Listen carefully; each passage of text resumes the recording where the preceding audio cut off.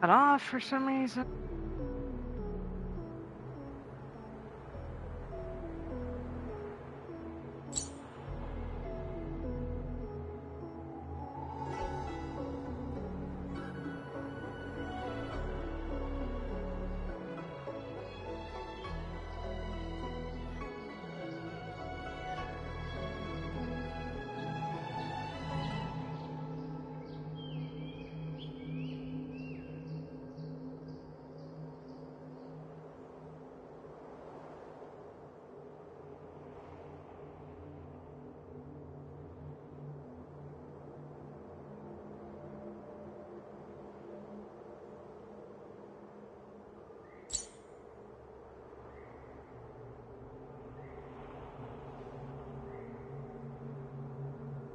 New world. Anybody there? World. Anybody there? All right.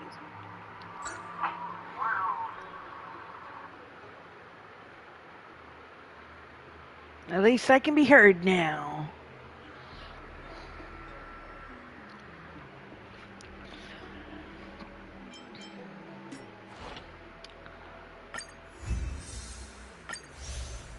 So continuing from where we were last time.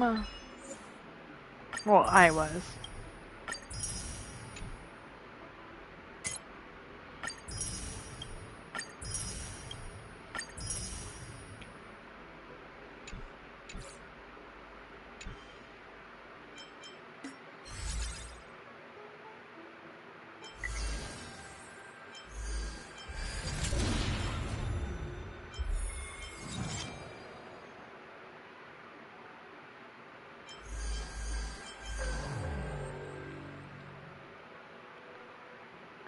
Interesting.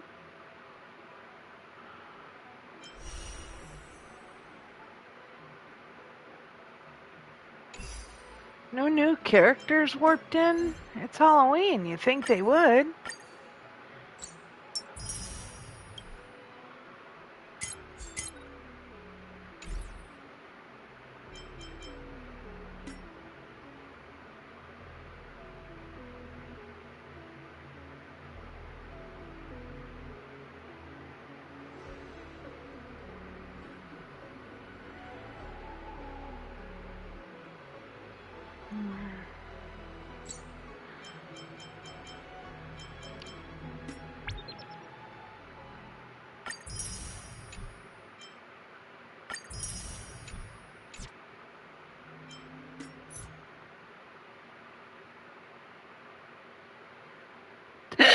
Excuse me.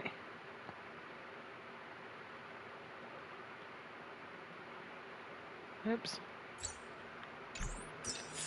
All right.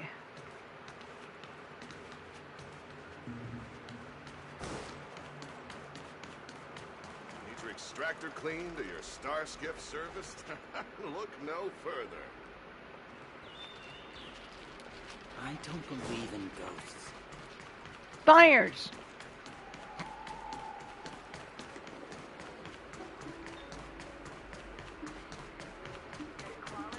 Ghosties are real. Would you like me to relay your message?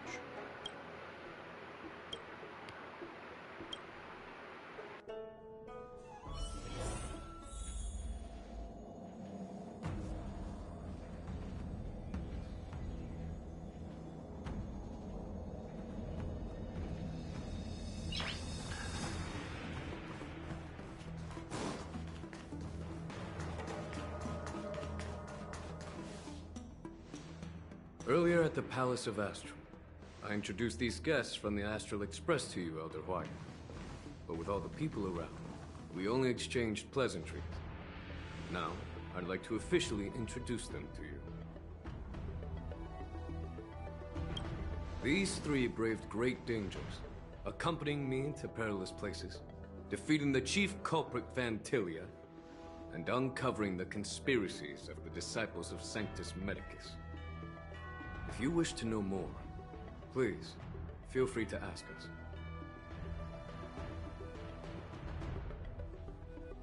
Well, I skimmed through the reports about the Arbor's rebirth from the Master Diviner Hu Xuan. She's been summoned to the Yu Chui for questioning. There are a lot of doubts within the Alliance about this whole situation. But despite all that, I believe in you.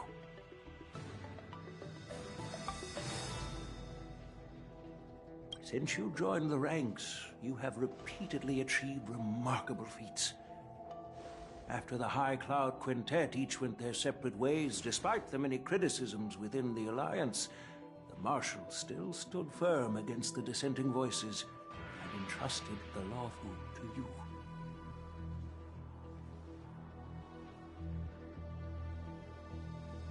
Over the years, you've served the Alliance with loyalty and wisdom. You've taken down abominations in Thalassa, rescued the Xianzhou Yu Chui from a siege, and destroyed the demonic planet summoned by the denizens of abundance. I still remember those battles vividly. There are fools who doubt your loyalty. They're happy to see the divine foresight fail because it gives them some kind of sick satisfaction. They haven't achieved anything of their own, so they feed off the failures of others.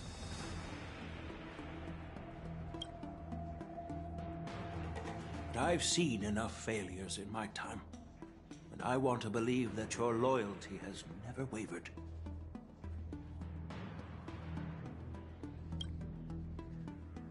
So, General Fei Xiao of the Yaoqing is the only one investigating the Ambrosial Arbor crisis on behalf of the Alliance?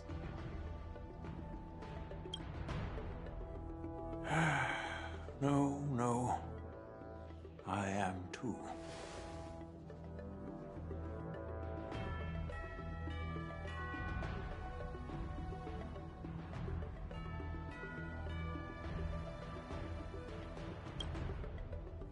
This old man's words always catch me off guard.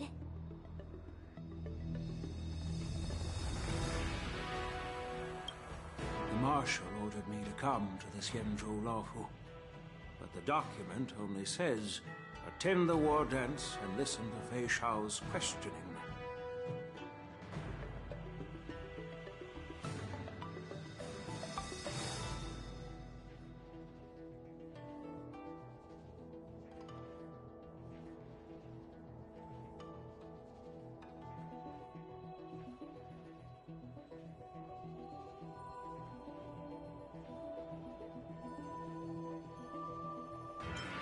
No need for that. You're all important witnesses. The Marshal is well aware of Jing Yuan's purpose in holding the ceremony, and understands the situation he is facing. She mentioned it because she believes both issues are important.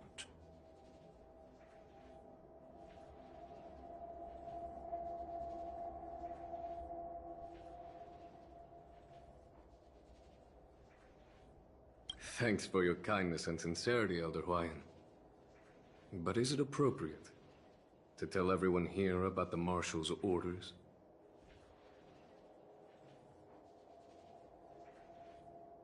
By introducing the Express's witnesses to me alone, aren't you aiming to discern the intentions behind both my actions and Fei Xiao's?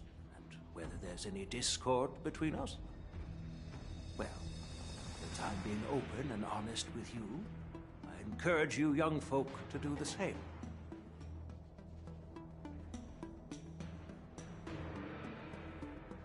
As for the Ambrosial Arbor crisis, all I need to do is listen.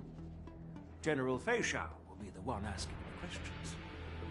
To be honest, I'm more concerned about the timely start of the war dance.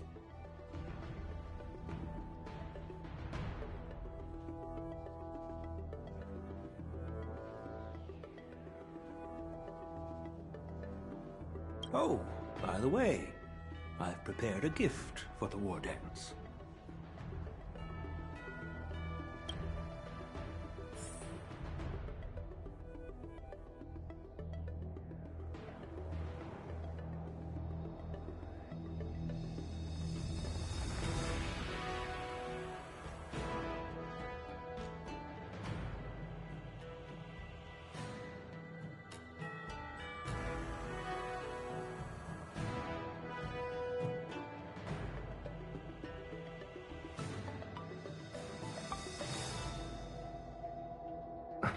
I swear, if it's a baseball bat, I'm gonna get furious. I do not want that as my weapon again. Yes, it's this case right here.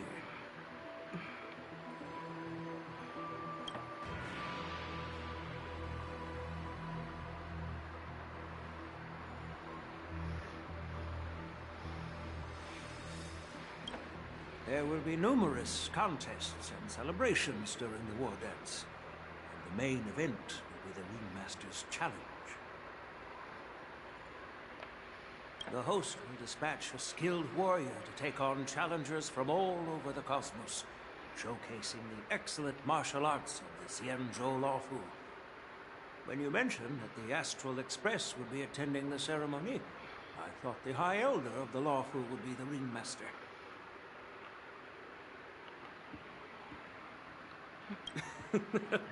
You humor me, Elder Huayan. The healer lady is just a young lady who knows nothing about martial arts. How can I assign her as the ringmaster?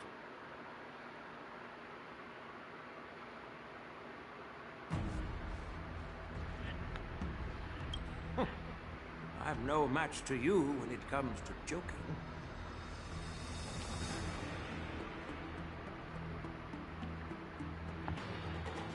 What's this box for? Why don't you open it, General Huayan? This sword case is intended for the War Dance's award. It's empty now, but in a few days, a precious sword will be delivered and stored inside.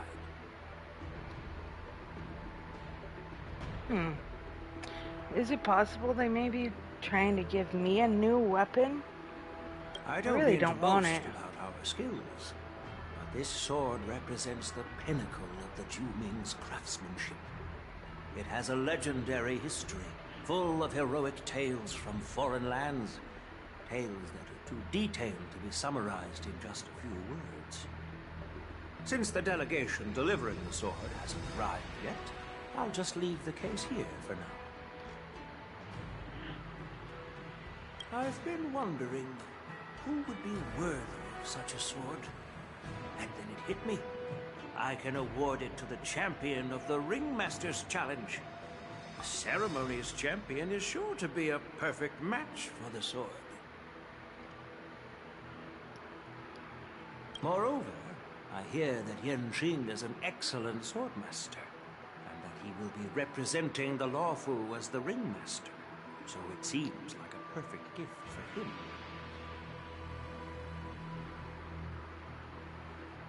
Thank you for your generosity, Elder Huayan.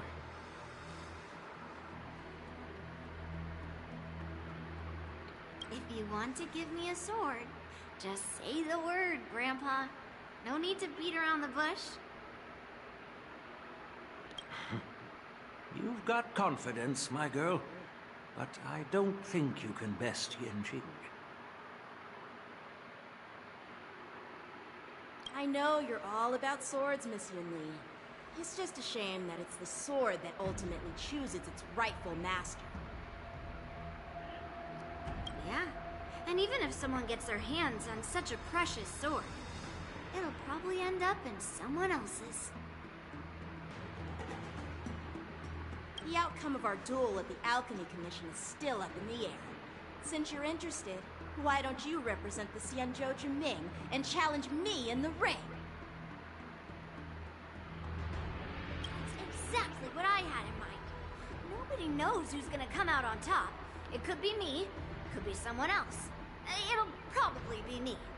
But whatever happens, it won't be him.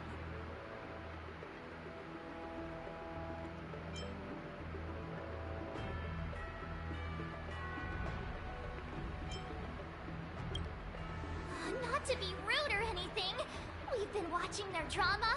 I'm dying to find out who beats who.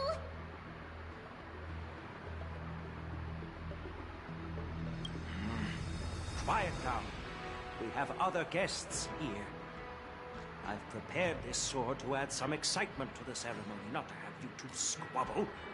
It's not a good look for the Alliance. While you both seem confident that you'll win, you need to remember there can only be one winner and one loser in the ring, which could lead to hard feelings. Actually, I have an idea. We don't know who the winner will be, and it might not be either of you. But if you're eyeing that prize, we'll need to work together. I want you to take on an apprentice who will take part in the war dance and win at least one match. If you two are so keen on fighting. I'm an old man. Does that make sense?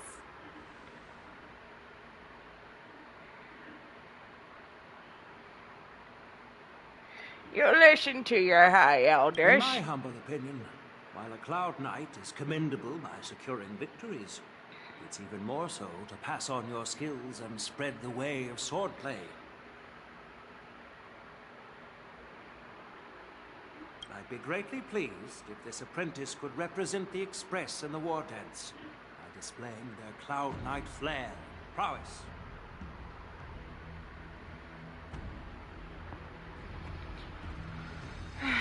Well, Elder Huayan's idea is quite interesting. Imparting swordplay skills requires teamwork, and both the winner and the loser will learn a valuable lesson regardless of the outcome. The question is, whom should the two of them take as an apprentice? Me.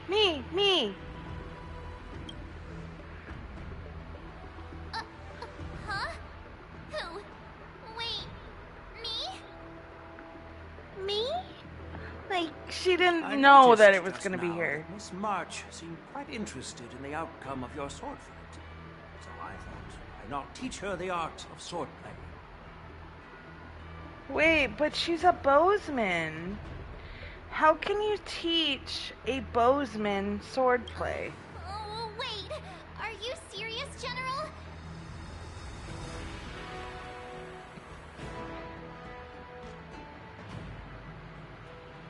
I don't get that. Why am I being dragged into this all of a sudden? I've never practiced swordplay before. I'm a total newbie. You really think I can learn it? Oh, you'll probably realize I have no hope and give up on me. And that'd be so embarrassing.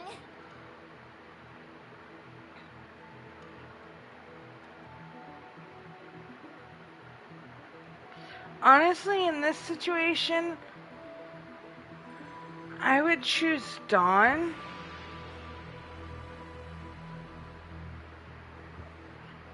But it might also give us a reskin of March.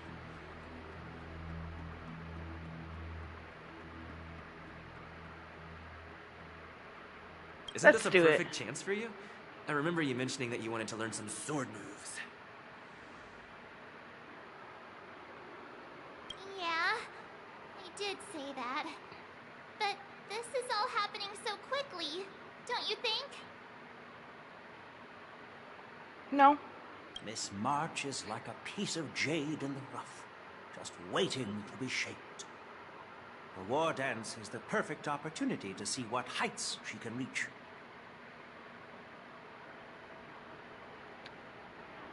Let's see. I appreciate your kind words, General YN. But won't teaching me swordplay be a waste of Yanqing and Yunli's time? They should be preparing for the ceremony.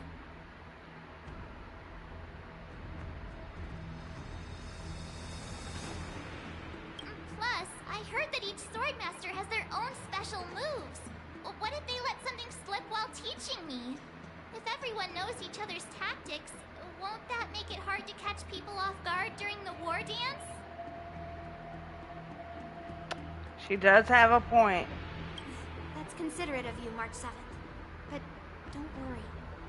It'll take you at least a decade of hard training before you can even start learning special moves. No need to freak out. A few Juming swordplay tricks will mean you'll be more than equipped.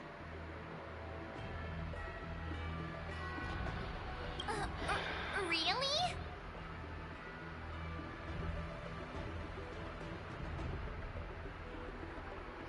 I think Looks like Juming would March's be the best for curiosity her. has been piqued.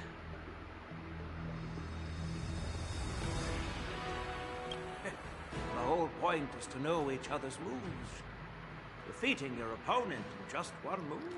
How boring would that be? Plus, what really decides a swordsman's fate isn't some special move. It's the solid fundamentals.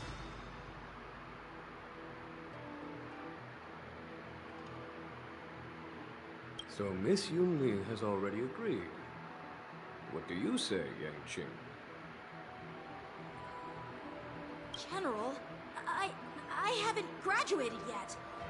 How can I be qualified to teach swordplay to others? So you're admitting your defeat, huh? If you're not even confident to teach, why don't you let me be the ringmaster instead?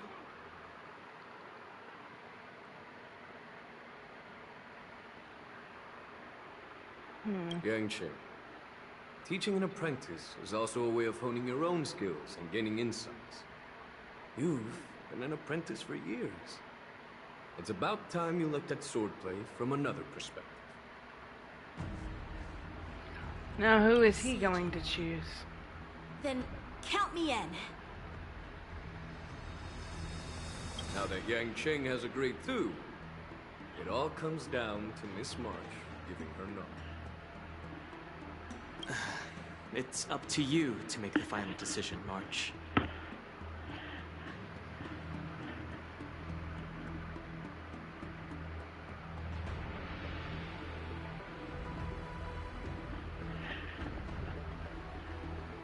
At least that way, I won't have to worry about you accidentally shooting me in the butt all the time. Hey, I've never missed my target. Lies! Then I'm on board. Thank you for your kindness, General Huayan. Oops, didn't mean to microphone tap. Great! Starting tomorrow, Yan Qing and Yun Li will teach you the basics of the Cloud Knight's swordplay.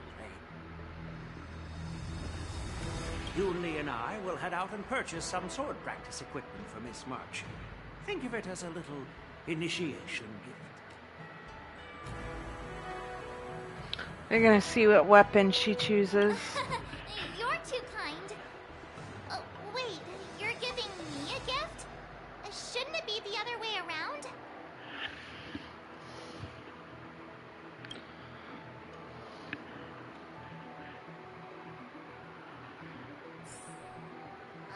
General Huayan's gone. Wait, why does something feel off about what we talked about?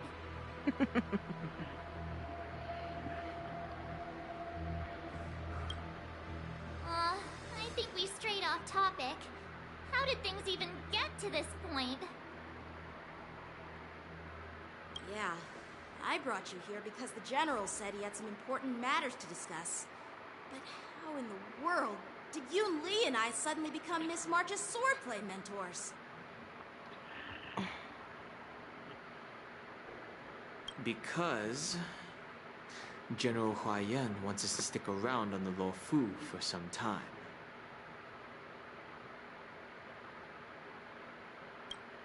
But from his point of view, we're no different from all the other tourists who may leave at any time.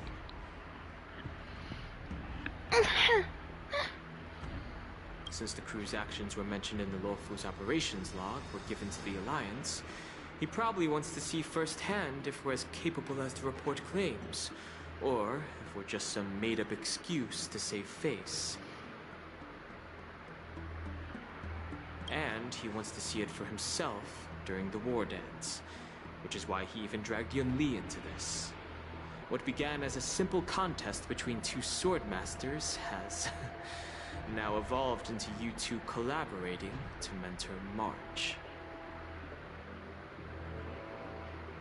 Elder Huayan is still that tricky general who likes to give everyone a headache. My apologies. Truth be told, I invited all of you to the ceremony because I wished for you to act as my witnesses. I apologize for not disclosing this information earlier.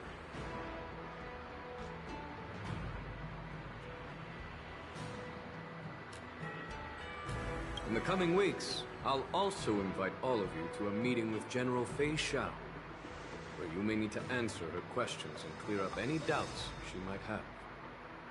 So please, be prepared for the meeting.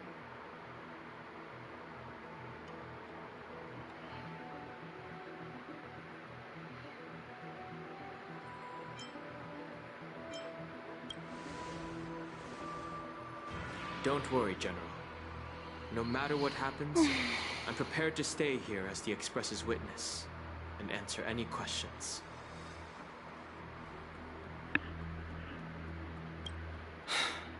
Thank you, everyone.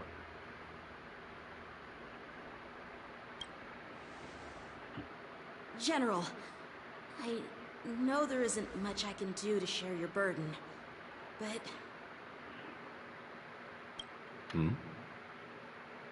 As the Lawfu Ringmaster, I won't let anyone defeat me in the war dance. I know.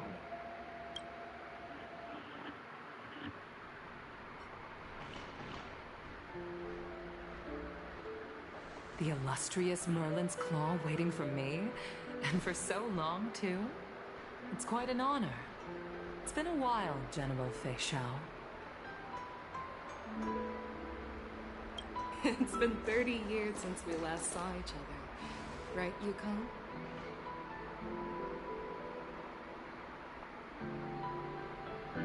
Yes. Back then, you were the vanguard of the Yao Qing's Verdant Knights, and I was a pilot of the Law Fu's Rainbow Orbit Fleet. Who would have thought that upon meeting again, you'd be a general, and I'd have given up flying? Really does feel like a lifetime ago.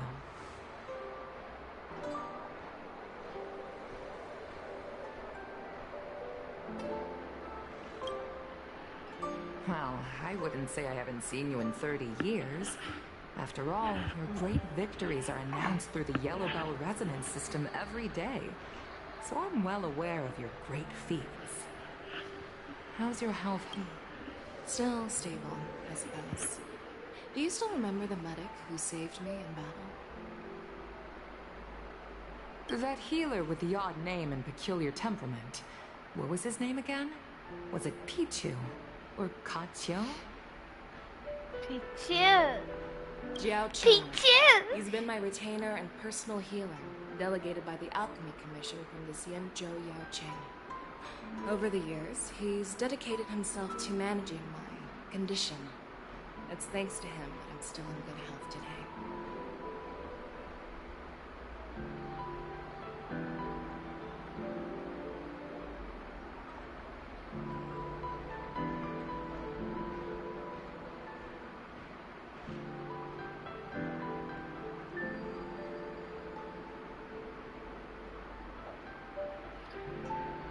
Given my background, I'm happy to have made it this far.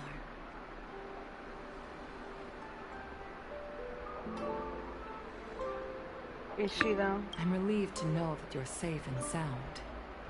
Well then, since you and Elder Hua Yan are here, I imagine you must have received orders from the Marshal? As your friend, may I ask how the Alliance intends to punish the General of the Lawfu? The Arbor's rebirth has frightened the elders who lurk behind the scenes. They fear the resurgence of abominations, much like what happened 30 years ago. Although the report from the Lawfu explained all the details, we don't know if the Ruin Legion really invaded, or how exactly the Stellaron Hunters and the Astral Express became involved. This puzzle has many missing pieces. As you know, the fugitive Jing Liu, who mysteriously disappeared many years ago, has resurfaced. This time, she has brought along an outworlder and a coffin, claiming to offer the Marshal a method to fight against the Eons. You know what it is? It's still Honkai Star Rails. The Lawfu Preceptor has also leveled accusations against Jing Liu. It's a different story. Principles.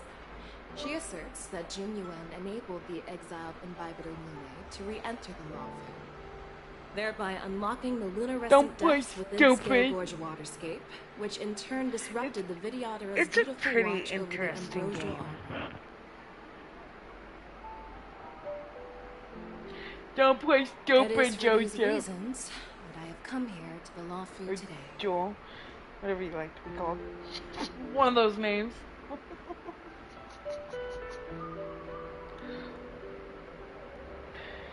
Well, duty calls. But they have Perhaps I shouldn't have improved mentioned the all this graphics to since an last unknown time. person. But since we once fought together, I didn't want to keep you in the dark.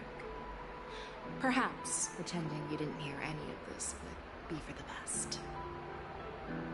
I understand. I'm sorry. I was out of line. I know I shouldn't be defending General Jin Yuan right now, but... well, you know how I am. The Lawfu has enjoyed centuries of stability since the end of the sedition of Imbibitor Lune, much of which can be attributed to General Jing I Yuan's haven't masterful really strategizing. found much interest to play Fortnite lately. I have been on from time to For time. long life species, But enduring through the ages always culminates in a failure all the that passes undoes to buy all for previous Lego. achievements. A moment that our adversaries relish.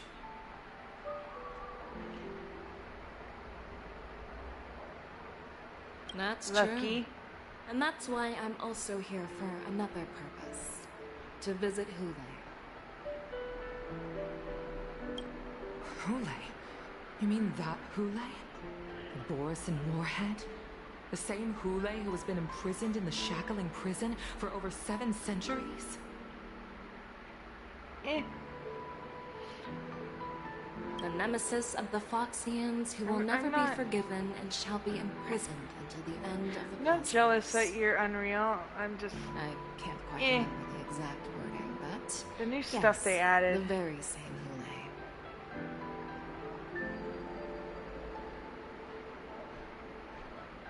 I'm happy for you, Jewel.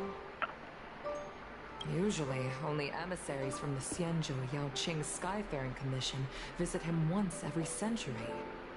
Why do you have to visit him now, of all times? The Foxians and the Alliance made a pact to combat the abominations, aiming to achieve justice and free their kin. That werewolf monster is to be forever imprisoned in the dark recesses of the Shackling prison, facing unending retribution. He's gonna escape. Given the Watch. situation on the Lawfu, those on the Yaoqing are concerned about Hule's imprisonment. I'm afraid that the routine visit every century is no longer sufficient to ease their concerns.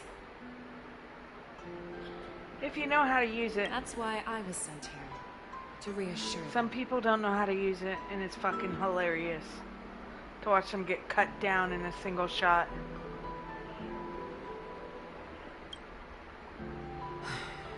It's all bad news.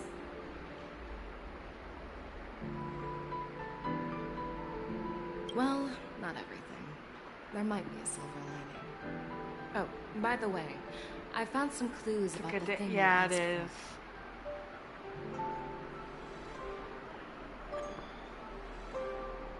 The heck? There's metal in my legging. Tell me more. The Verdant Knights followed the route you mentioned and discovered the wreckage of the Whistling Flame ship. Unfortunately, there were no survivors and no cargo.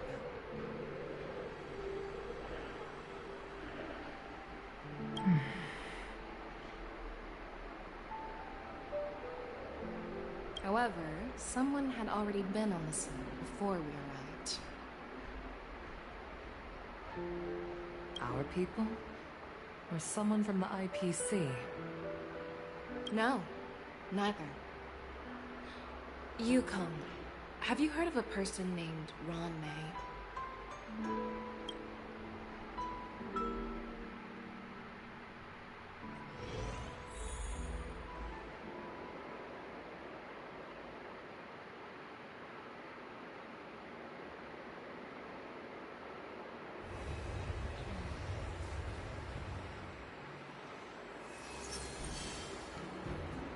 Interesting.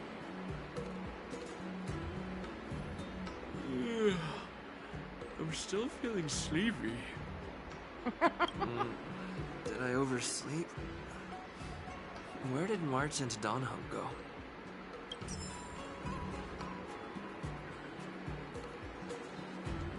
I love that they gave the character more voice.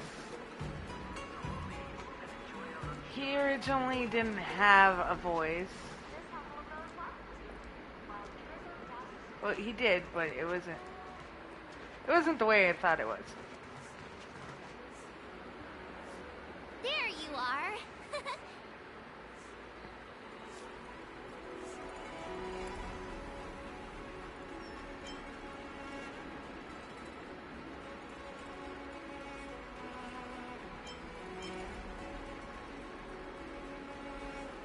Well, it was a promise to General Huayan, after all. I woke up especially early, so I can start teaching Miss March swordplay.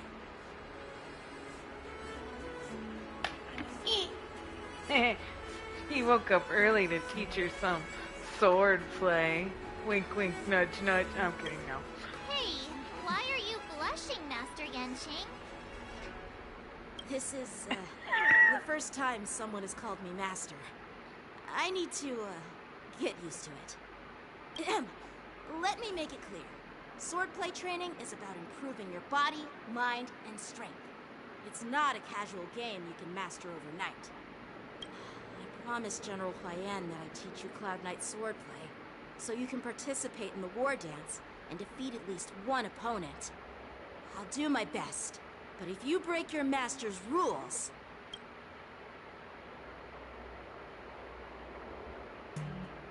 Fine. A promise is a promise. Since I promised to study hard, I'll do my best starting today. Great! That's the spirit.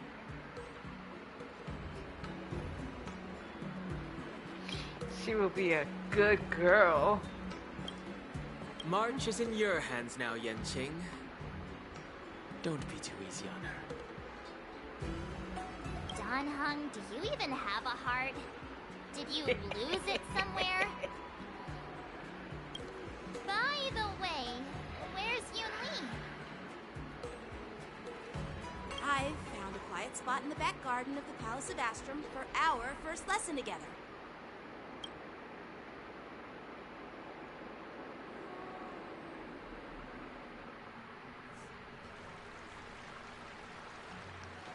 So what would happen if I choose It's Dawn or first day, myself? and you two are already late? Why is everyone on the Lawfu so laid back? So disappointing. Master Yunli, you're already here. Sorry for keeping you waiting.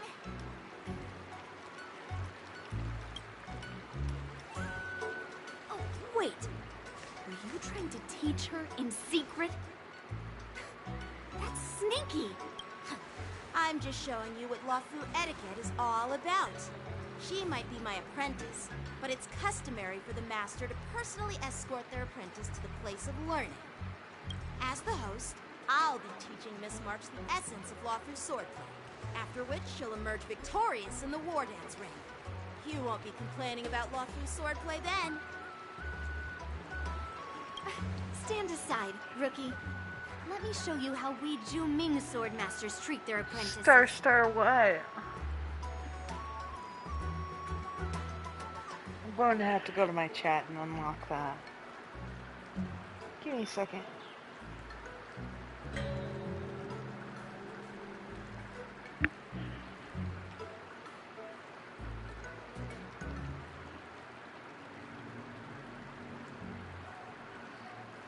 Give me a sec. It won't unlock it. Interesting. What did you say? What did you say? Quickly, over here, Miss March. This is a reverse mentorship gift from me to you. I hope you put it to good use. Yeah, I was sad. But they still have the feet for Iron Man, What's so... this? Xianzhou clothing? It's so beautiful! Sword practice requires precise movements. This outfit is tailored to fit perfectly and allows for smooth movements. I even added some small accessories. I put a lot of thought into it. Did she though? You're awesome, Master Yun Li!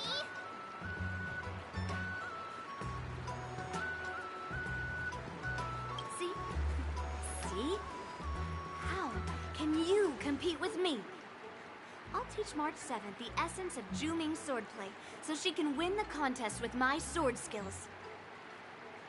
But it would be both Actually, skills. I prepared something too. Huh? You have a gift for me too, Master Yenshing? A Since new you want to blade. learn swordplay, Miss March, you'll need suitable weapons. So, I went out of my way to prepare a pair of swords overnight. Unfortunately, I didn't have time to ask the craftsman to customize the swords for you. But I did my best to choose ones that look nice and are suitable for a beginner. I hope you like them, Miss March. Oh, she needs some swords to be able to sword play. Bet you didn't see that one coming, did you, Yun Li? The real competition is just getting started. I'm so lucky to have two great masters. But why does it feel like things are getting a bit weird?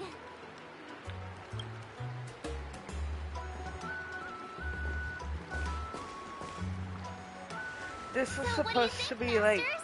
only Does this one outfit person suit bought me? this outfit for her, and now everybody can have it. Perfect. I chose it carefully. It's perfect for beautiful young swordswomen like you and me.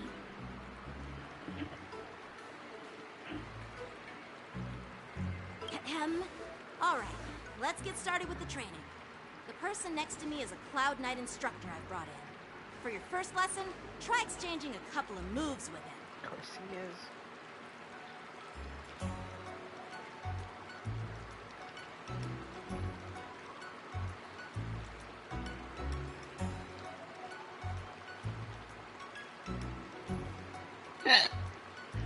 Okay. Wait. We're having actual combat training for the first lesson? Isn't that a bit too intense?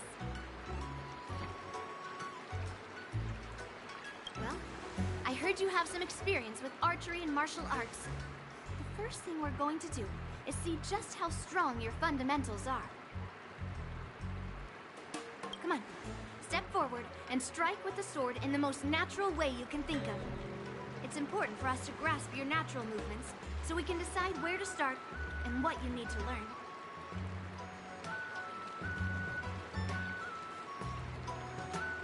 If you're ready, let's begin.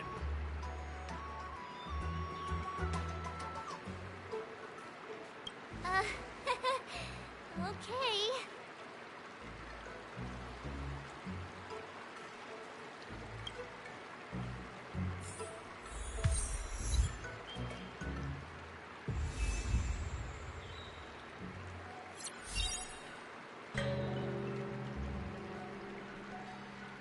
Well, I heard you have some experience with archery and Come on. martial... Come on, step forward. I've never been in here. I'm gonna look around a bit.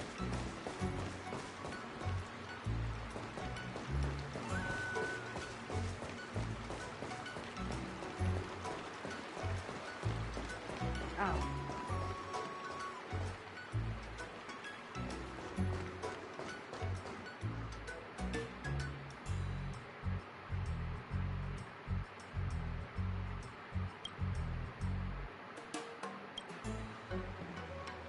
Aw. Ow, ow.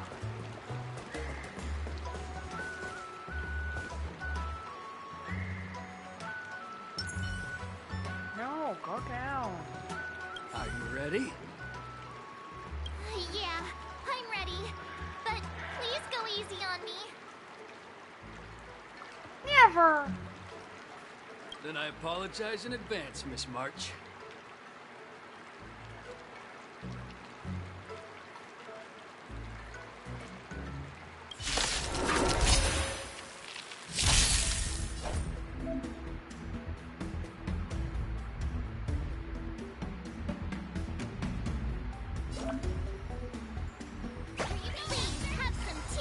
Close attention, Miss March. Lawfu swordplay is all about being swift and agile in your movements. Ignore him. Strength is everything. Strength! Right on time. Again. Yes, you! Like this?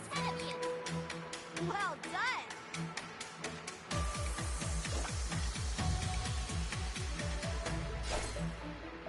Yeah! Time for swordplay!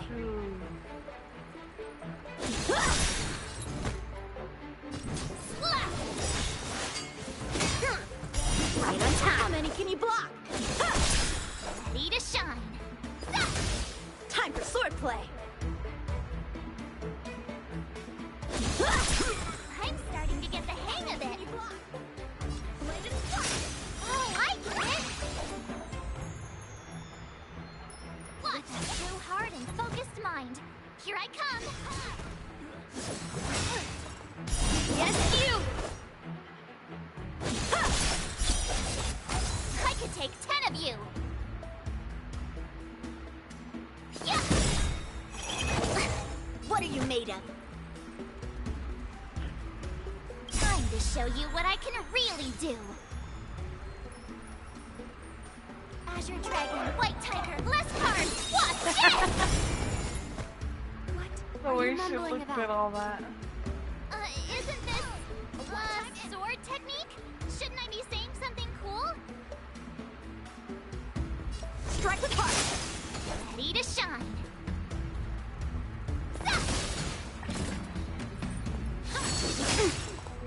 Right on time. Time for swordplay! Blade and flash!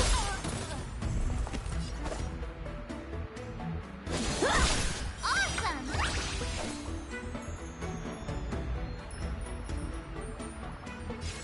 Alright, check out this move.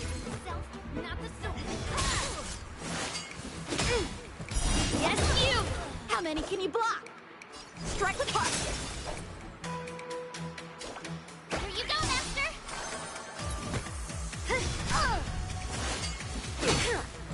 Right on time.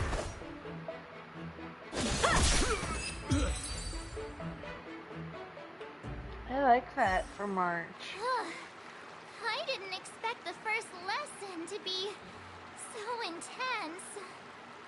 Miss March has quick hands and a flexible body. She's a perfect fit for practicing lawful swordplay. However, she lacks strength, and her strikes were a bit unfocused.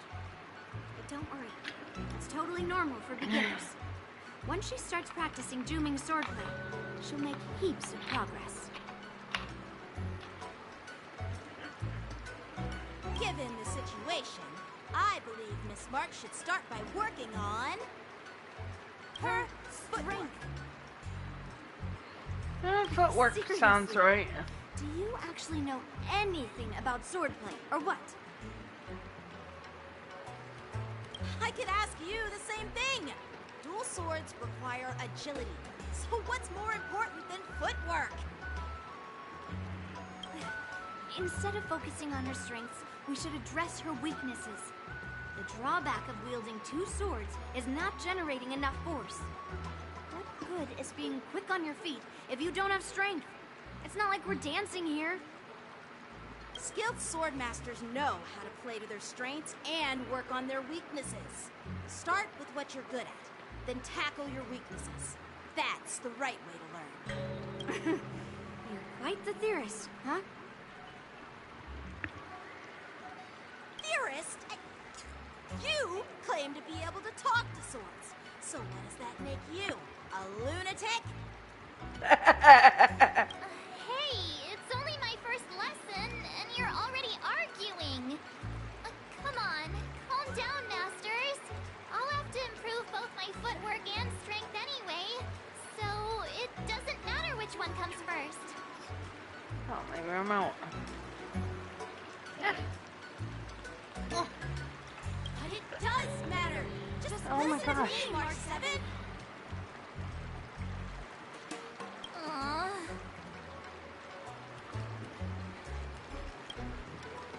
If they are unable to teach her, they both fail at the master's wishes.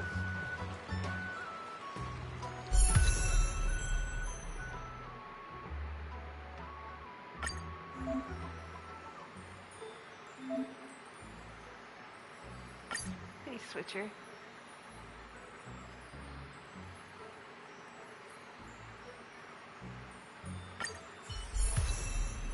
Finally, she's different. Let's give me a different light cone.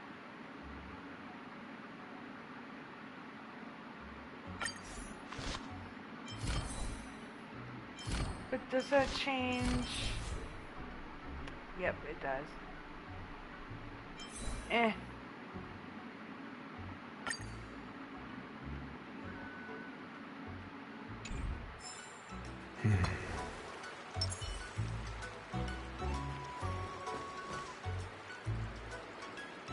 It's probably just temporary. Dear Himeko, Mr. Yang, and Pom Pom, we're all good here on the Xianzhou Lafu, so no need to worry. By the way, how's your trip going? As for me, I've somehow become the apprentice to 2 Cloud Knight sword masters, and I've been honing my sword skills with their guidance. One of them is Yenqing, the boy we've all met before. The other is Yun Li, the granddaughter of General Hua Yan from the Xianzhou Juming. Both masters are super strict, giving me a real taste of how hard sword training can be. I tried to drag him into this, but he refused. Then I tried to rope Dan Heng in, but Master Yenqing wouldn't have it. Still, I didn't let the difficulty get to me. In just a few weeks, my sword skills have improved a lot. Both my masters think I have unique talents in swordplay, and are literally fighting each other to teach me their skills. Thanks to their guidance, I've actually made some progress. When I get back to the Express, I'll definitely show off my skills and impress you all. Looking forward to your reply. Yours, March 7th.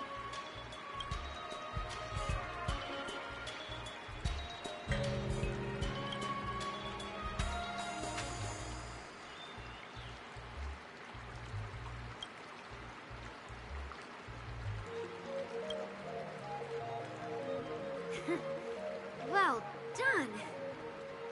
Let's call it a day.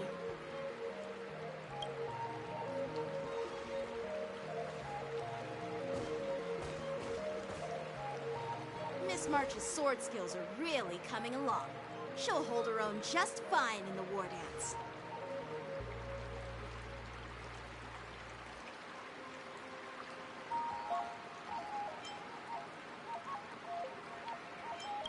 Perhaps I might have a shot at beating both masters in the ring?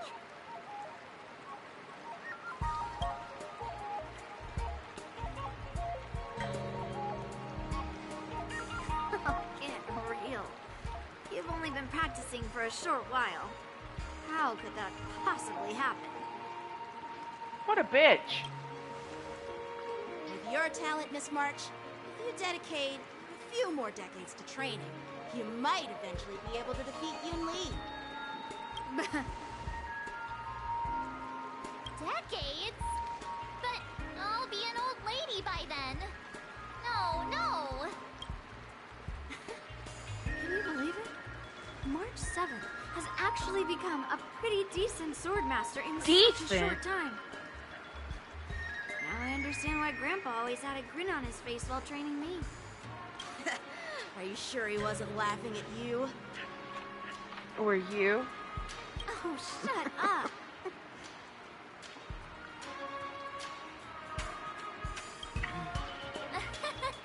It's all thanks to your amazing guidance, masters. Miss March, you're really getting the hang of wielding dual swords.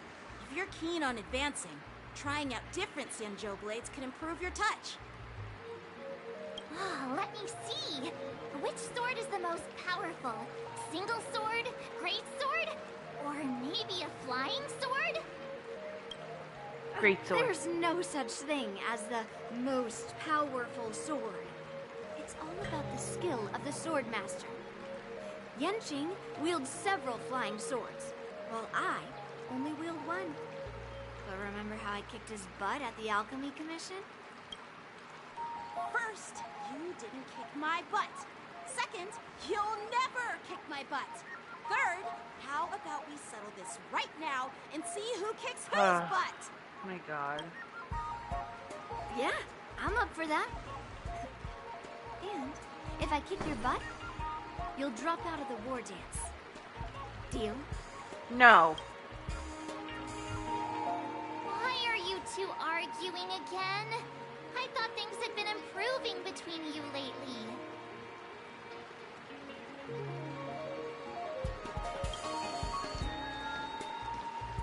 There's talk that the leading disciples of the Law Fu and Juming generals were supposed to face off in the war dance, but for some reason, they suddenly teamed up to train an apprentice of their own. Turns out, the rumors are true.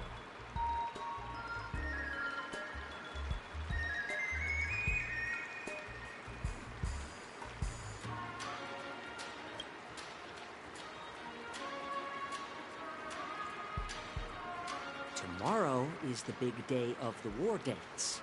Shouldn't you two be focusing on honing your skills instead of teaching swordplay here? You're... Oh, that's right. You're the pink-haired fox from the Yaqing.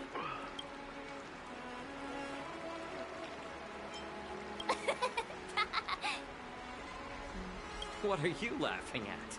You've got pink hair too. I'm Zhao Cho, the healer working for the general of the Senzhou Yaoqing. Ah, got it. So, you're the participant attending the war dance on behalf of the Yaoqing. And you were trying to sneak a peek at our training? Sorry for the misunderstanding. I don't know anything about martial arts.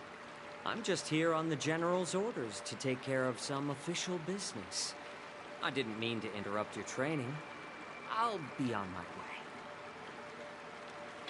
Very familiar SpongeBob-like Why were you voice. smirking earlier? Chocolate! Chocolate!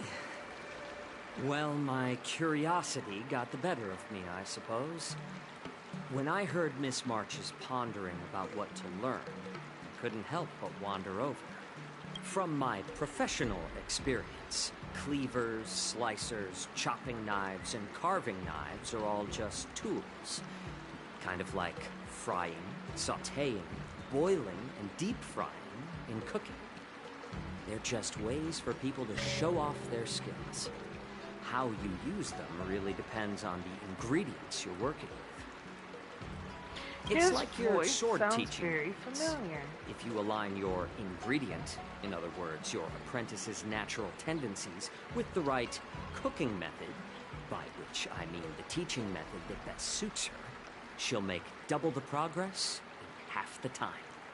For example, golden eggplant tastes best when fried, cloud peppers when stir-fried, and yellow boulder beef when simmered.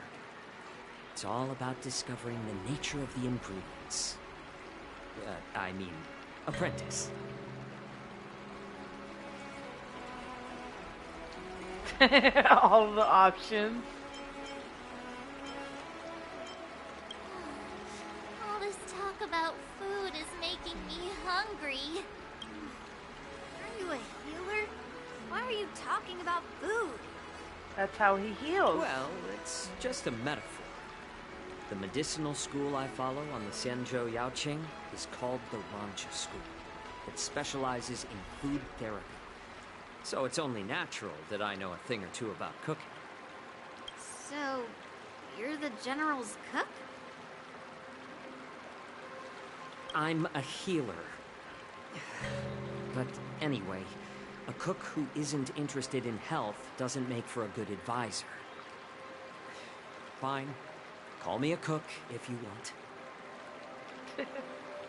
Seeing the way you're looking at me, it's obvious you think I'm just some feeble academic who likes to blabber on about martial arts. But, in reality, I know a thing or two about killing. After all, the art of healing inherently encompasses both life and death. Why is this guy suddenly getting all serious with kids? That sounded wrong. What the hell, March? Do you recognize this bottle of medicine in my hand? No?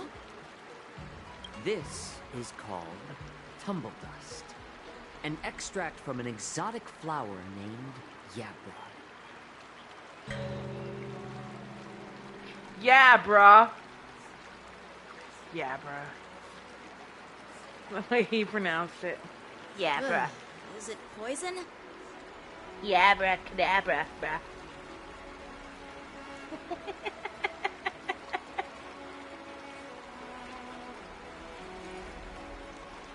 Yabra. The way that they name things on Depends this how damn it's game, used. like With hua hua. just one drop, it's able to numb a patient's body during surgery, making them painless throughout the entire process. However,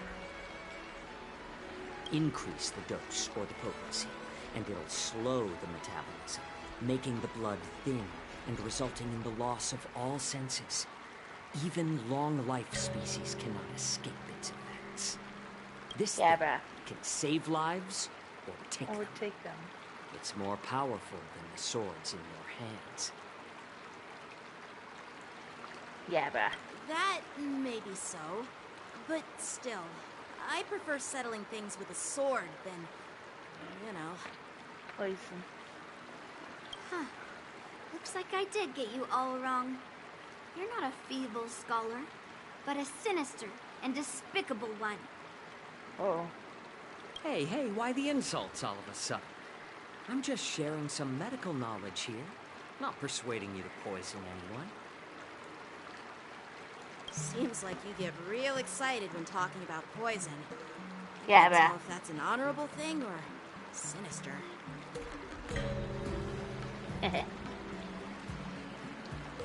Picture this. Two individuals. The one standing is full of malice. The other lying down is honorable and righteous. How can the one who's lying down label the one standing as sinister? In the throes of combat, where life and death hinge on a singular moment, every idea fades into nothingness. The only thing that matters is staying alive.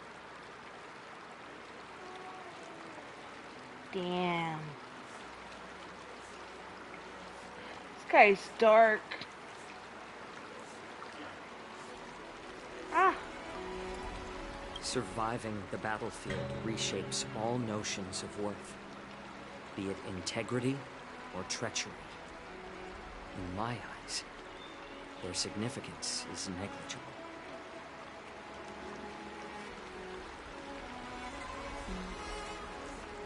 Yeah, bruh.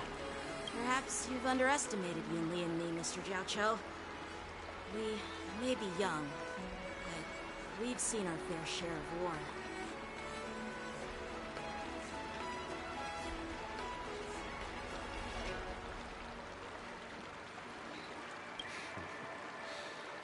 Well, then you should know that the war dance is nothing more than a contest.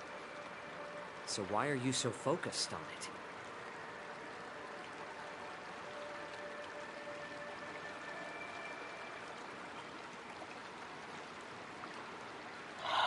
When I was appointed as the ringmaster for the war dance, I asked the general, we Cloud Knights are supposed to charge into the fray and slay enemies. Why do we have to swing swords in a ring just to please an audience? Yeah, bruh. And this is how the general replied. To unsheath your sword in a ring is no different than on the battlefield, as your sword reveals the might of all Cloud Knights. Yeah, bruh. The war dance is the perfect chance to showcase martial virtue and forge alliances from all over the cosmos. When we unsheath the sword without drawing blood, we not only display our might, but also the martial virtue of the Cloud Knights. That's quite an insightful statement, Yanqing. Well, my apologies for being so short-sighted. I've been on the Luofu for quite some time, but I haven't had the chance to see the ceremony venue for myself yet. Hearing you speak so highly of it has piqued my curiosity. Would you mind showing me around? You want to see the Sky Splitter ship where the war dance will be held? Let's go! I bet Yun Li and Miss March haven't seen it either, right? Well then, I'll give you all a tour.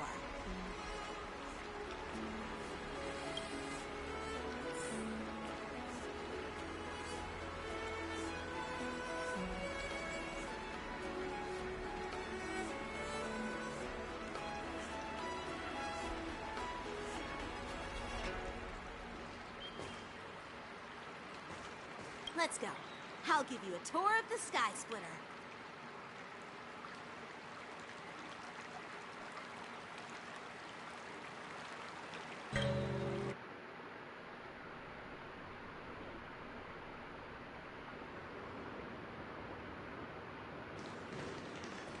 Looks like a lot of other visitors have also come to catch a glimpse of the Sky Splitter.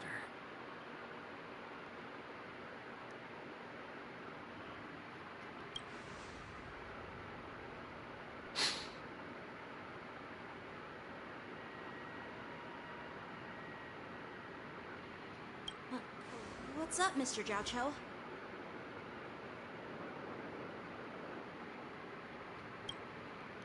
Nah, it's nothing.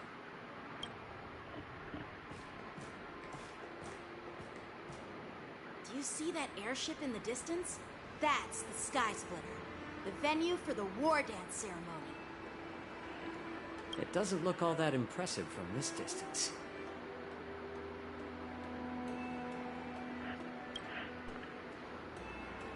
The Sky Splitter is actually a decommissioned Luofu military vessel. People aren't allowed on board until the war dance officially commences. Tomorrow, when the bell rings and the ceremonial cannons roar, I'll be there representing the Cloud Knights of Xianzhou Luofu, standing in the ring, ready to take on challengers from all over the cosmos. Since I was a kid, I've been training in swordplay and the art of war under the general. Every day, I'd swing my sword 10,000 times, and then thrust it 10,000 times, repeating the process over and over.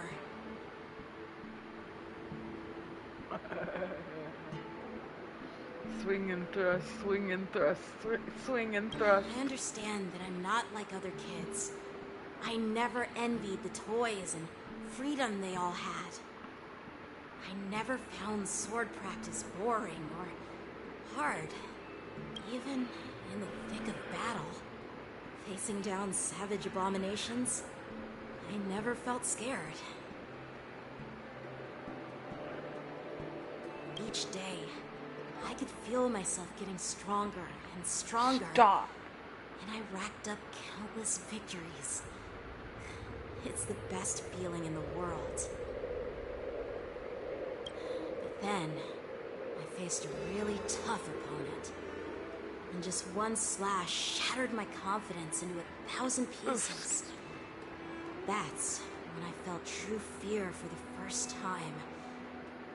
Maybe that's what Mr. Jiao Cho meant by life and death hinge on a singular moment. Every idea fades into nothingness.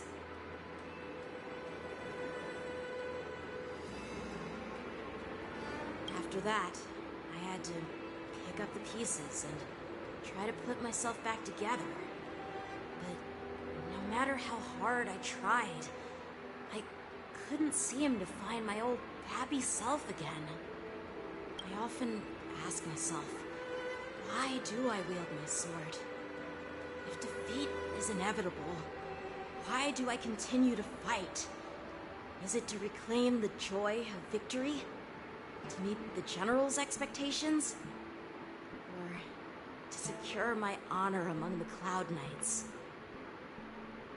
While the General could teach me the art of swordplay, he couldn't teach me why I should keep on going. He said the reason must come from within myself. I've been struggling to find that reason.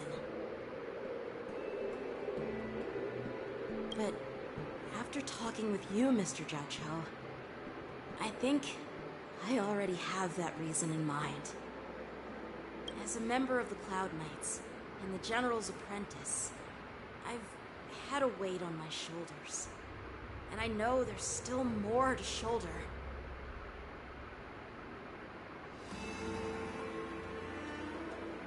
But when I wield my sword, it feels like I'm letting go of everything.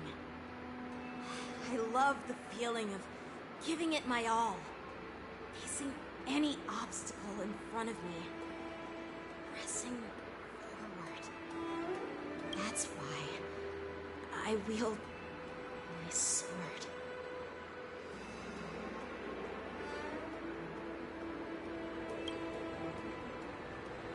Oh, Yanqing. So young, yet so grown up. By the way, how old are you exactly? Age doesn't really matter. All sword masters will understand how I feel. I get it. Looks like all the kids on the Luofu live tough lives. So, how about you, Miss Yunli? It's not polite to ask a girl her age, no matter which Xianzhou ship you're on.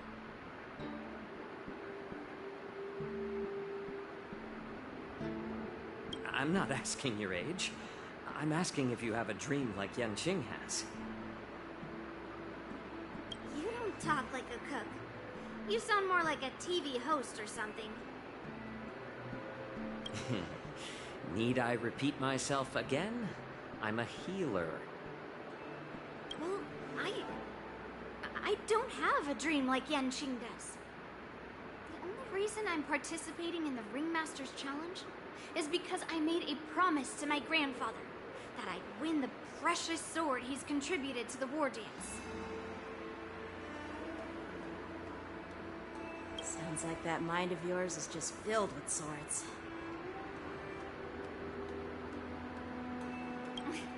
I bet you've got nothing better on your mind.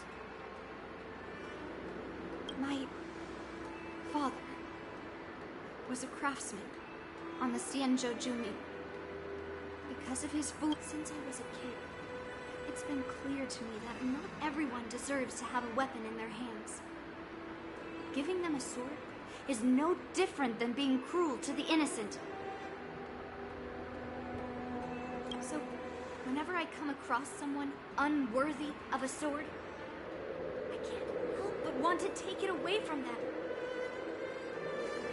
Given that Yanqing is the war dance ringmaster, I'm stepping up to challenge him. To ensure the precious sword doesn't fall into the hands of an unworthy master. Hey, what do you mean by an unworthy master? I see. It's not easy for kids on the Juming either. Well, it's better to have a reason for wielding a sword than to be lost and confused. I've saved countless Cloud Knights in my life, and there are plenty of exceptional warriors, just like the two of you. What happened, Mr. Jiao Chou? Oh, nothing. I was just reminded of some old friends and old tales. Judging from my professional perspective as a healer, both of you possess remarkable vitality. Your energies flow like raging fires and mighty gales. The upcoming fight will definitely be impressive. Well, we've seen the Sky Splitter and toured the Stargazer Navalia. I guess it's time to say goodbye for now. What? You're leaving already? But you haven't asked me about my dreams. I've been working hard too, you know. It's getting late, Miss March. Unlike you lot, I'm a grown-up bound by responsibilities and duties. The tasks entrusted to me by the General won't complete themselves. By the way, Yanqing, is it normal to have so many people wandering around in an automated area like the Stargazer Navalia? Actually, this is a restricted area. But since you're all guests, I made an exception, so you can take a look around. I understand. Well, I'll take my leave. I wish you both the best of luck in the ring tomorrow.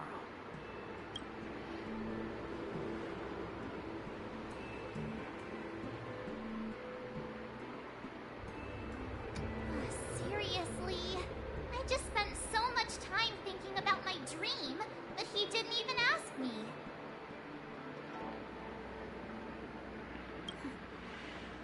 Now that we're done with our tour of the Sky Splitter, shall we continue with our training?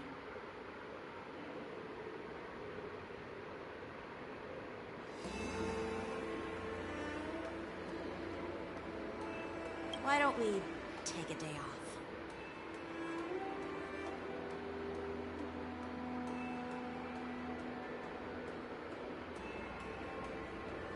What? You want to secretly practice swordplay by yourself? Dream on. You know cramming before a fight never works out.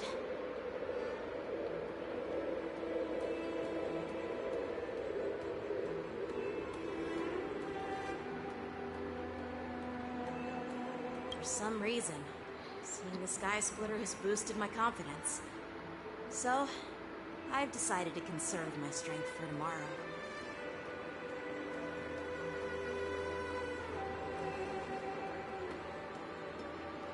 All right. I'll take you out of the Stargazer Navalia.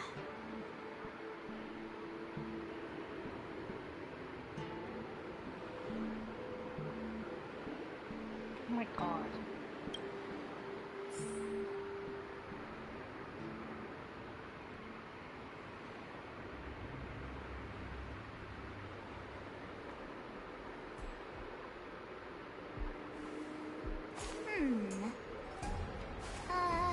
Let me see.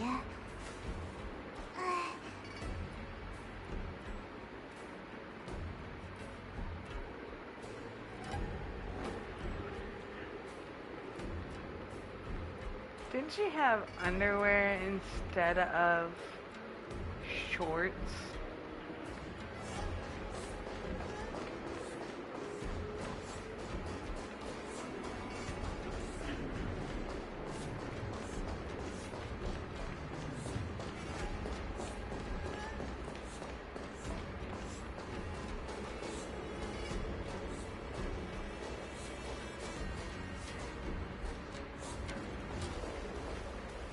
Oh, just shut up, Red Fang. This is not a beast ship. I need some time to take care of things. You willingly donned the skin of a lowly beast to join this mission, dedicating yourself to our glorious cause. And now you're telling me you can't handle it? Do you realize how many ships we need? I'm doing my best, all right? It takes time to figure all this out. When the guns go off tomorrow, all eyes will be on it. That'll be our only chance. How's that? Who's there?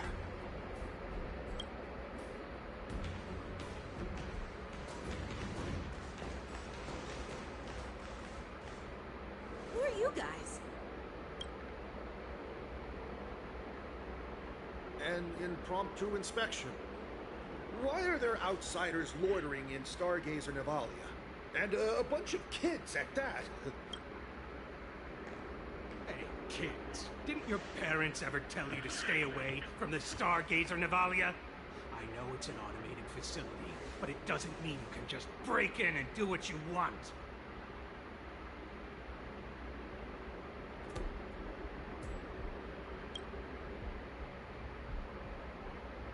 Sorry. I'll take the little ones away right now. Big sis, let's go. I want to play in Everhunt Plains. That's right. Play along. Everhunt Plains? Yeah, sure. The big sis will take you there.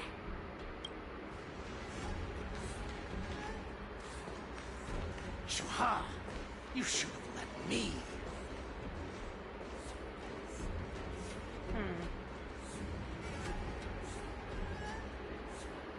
Shh, the overhaul is done, and everything looks good. We should leave.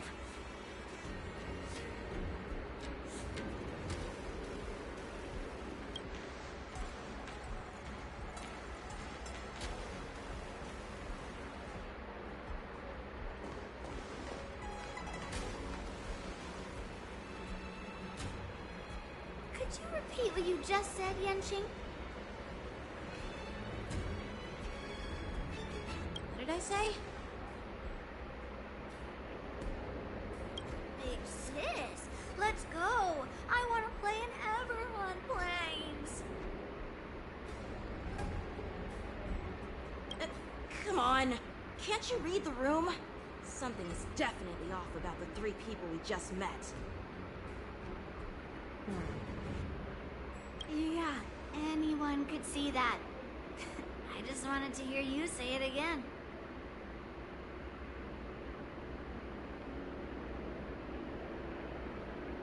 That pink-haired fox tried to say something. I'm pretty sure he sensed something fishy. Since he's not familiar with this place, he just dropped us a hint. But you didn't seem to be paying attention at all.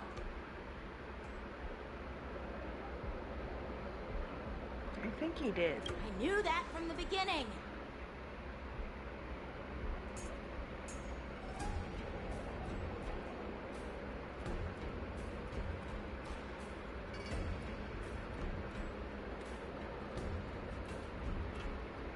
That Cloud Knight didn't recognize Master Yenching at all.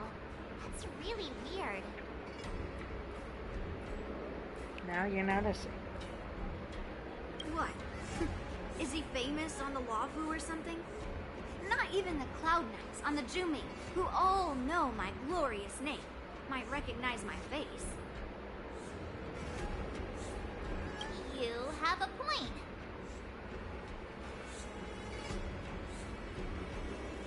Cloud Knight, a member from the Skyfaring Commission, and a craftsman. They're from various departments, and the reason for the overhaul seems legit. But one of them blurted out some weird language just now. Did you hear that? I have a feeling that if we secretly tail them, we'll definitely catch these guys in the act. Mm-hmm. Follow my lead, and be careful not to blow our cover.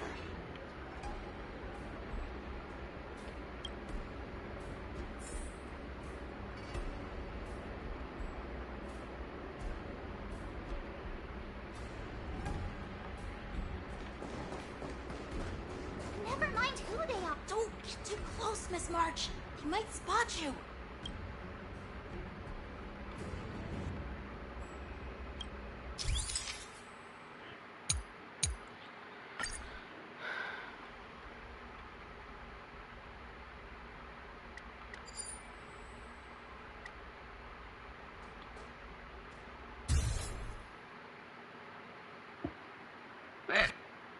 We should have just killed those lowly beasts. Those little brats won't take up much space. There are boxes all over this place. Just dump them into one and no one will notice. That's evil. Cut the theatrics, Gulak. Even the slightest slip-up could interfere with Lord Moktok's plans. Moktok? Isn't that the guy that's So where are we heading imprisoned? next? To check the freight skiffs. We've got a lot of preparations to do. Also, don't forget to take those crates with you. Weapons, supplies. We've got to be well prepared. Otherwise, we're screwed.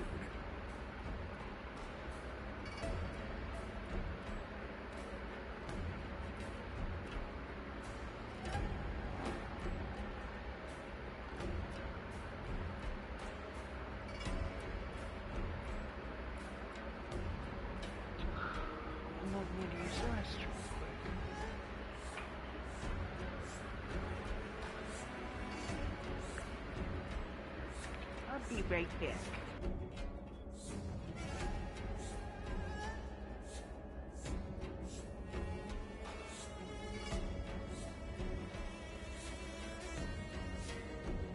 But as that's happening, I'm gonna have it roll through the stuff. So, are they smugglers? What exactly are they up to? I have no clue. They seem to be moving those crates. I've got an idea. We can hide inside the crates and follow them.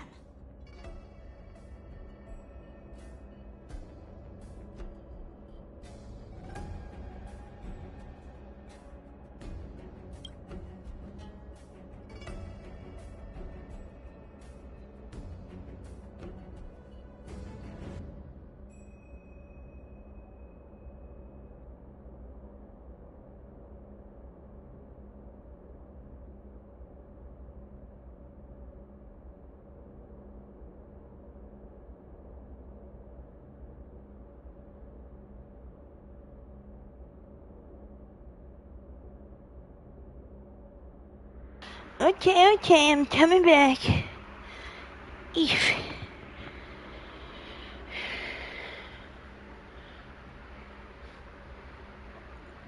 Eefy.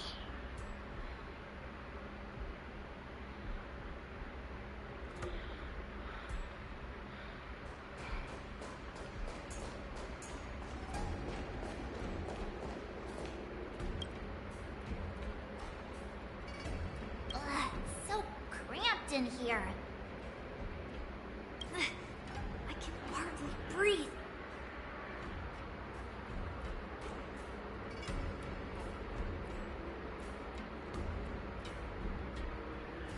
Just hang in there.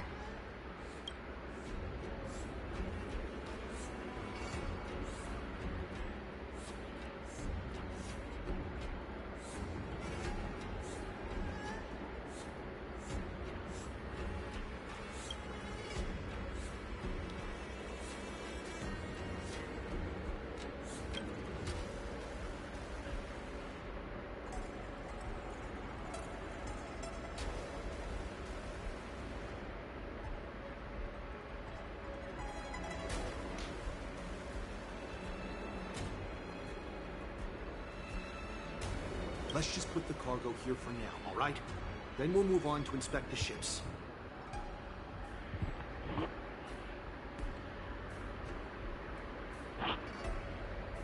Lord Moktok said that as soon as we're done, we're to board the freight skiff and leave this place.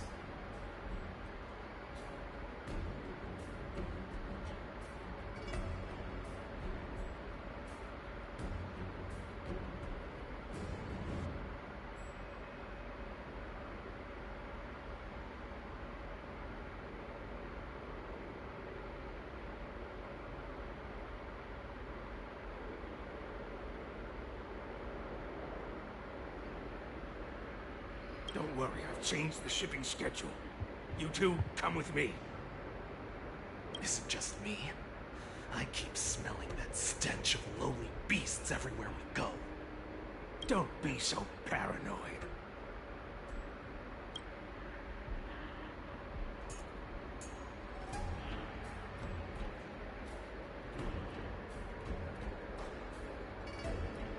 Looks like they're planning to escape on the skiffs in Stargazer Navalia.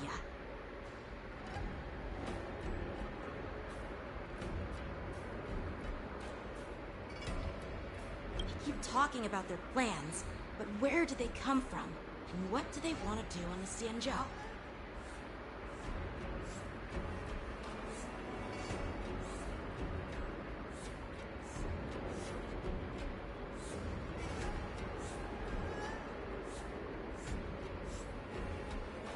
They're definitely up to something bad. Wait, they disappeared. Let's catch up to them.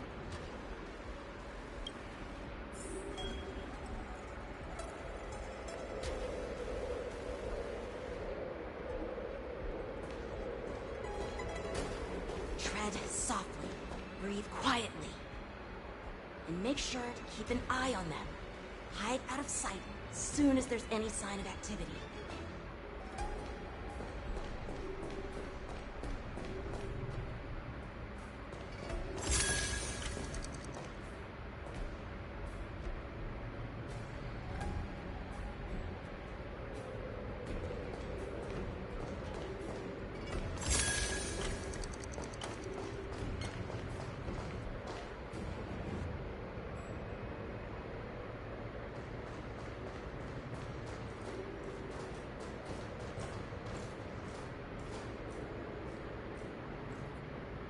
Don't be so paranoid. We're running out of time. Get over here! Shuhart, I'm coming!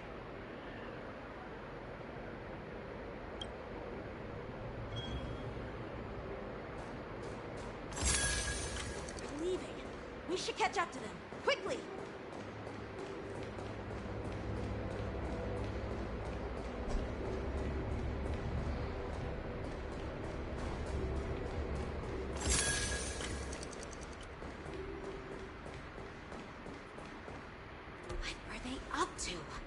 They're all wearing official uniforms, but I'm pretty sure they're not members of the Skyfaring Commission, the Artisanship Commission, or the Cloud Knights.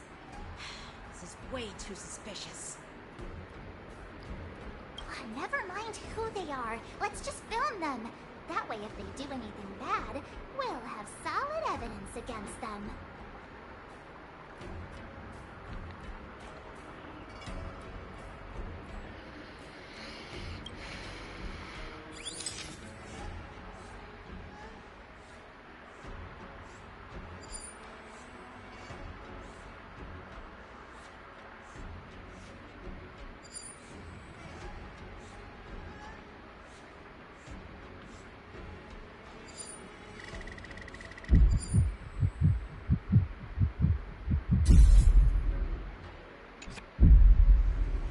Look at this. A freight star skiff with enough room to fit at least 20 of my men. I'll let the others know and have them prepare more star skiffs.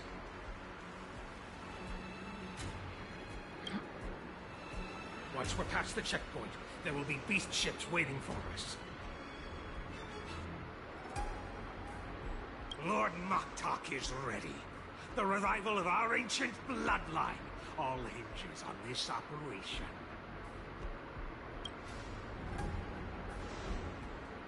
What did he just say? Beast ships?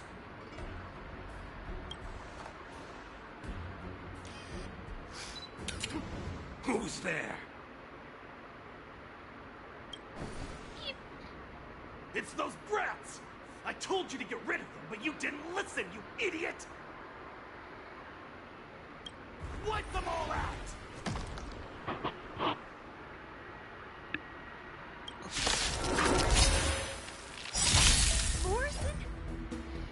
Adusa! Die, you lowly beasts!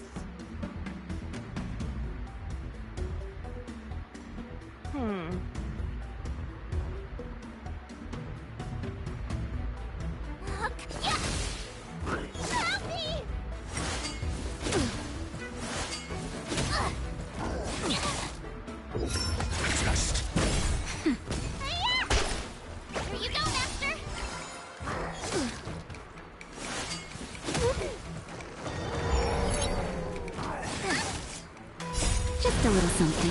Think nothing of it. Answer me.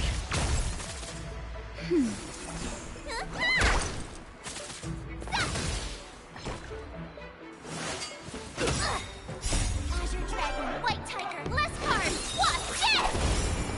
Help me!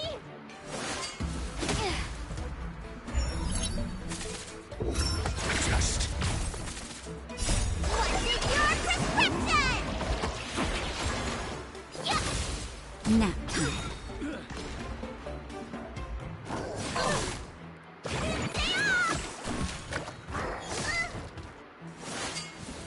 Not very sportsmanlike. Answer me.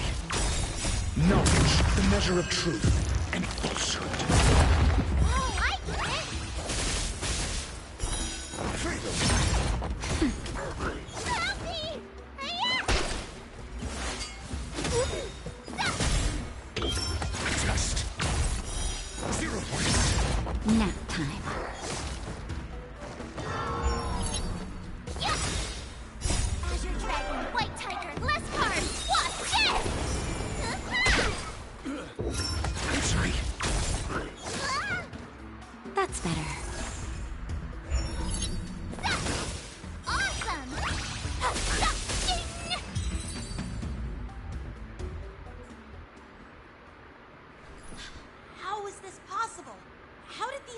Foxians change their appearances like that?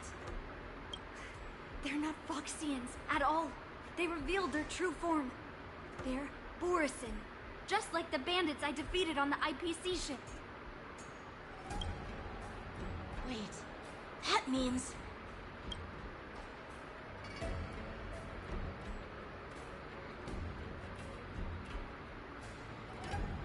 Well, how did the Borisin manage to infiltrate the Ciencho?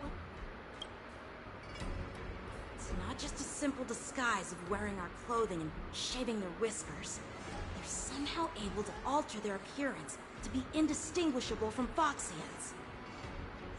They even have official IDs for the Skyfaring Commission, the Artisanship Commission, and even the Cloud Knights? Let me check this fake Cloud Knight's tag. Maybe it'll give us some clues. Blue June, an officer of the Patrol Defense Squad? Wait! What's the matter? I encountered a patrol officer named Lu Jun before. It was a few weeks ago, when we were transporting the Borisin prisoners. They can forge official identities and move around the Cienjo without raising suspicion. Oh no, this is bad. Even worse. If you find one cockroach on the Express, it usually means... There are more Borisin hiding on the Cienjo. I bet their plan is much bigger than just stealing information. We've got to report this to the Seat of Divine Foresight.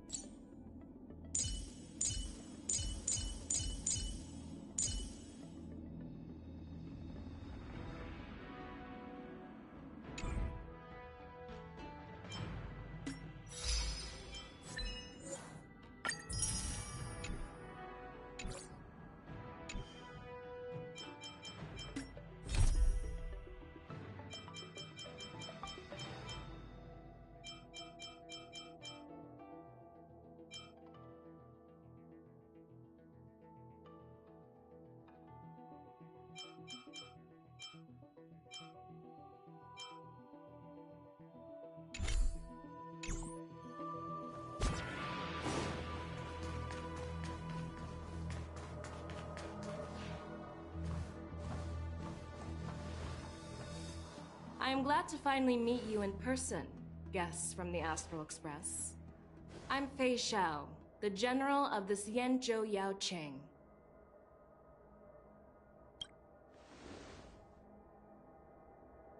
Let me introduce our guest here. The one dressed in green. He's the reincarnation of Imbibitor Lune, and the person behind him is the newest member of the crew. I've heard a lot about you. Which Outside one? the reports from the Law Fu, the Skyfaring Commission of the Yao Qing has also gathered plenty of information about both of you. I've been eager to meet you face to face for reasons that I'm sure General Jing Yuan has explained, right? Has she? That's right. But don't worry, this isn't a trial. I just want to have a chat with you and get a better understanding of the facts.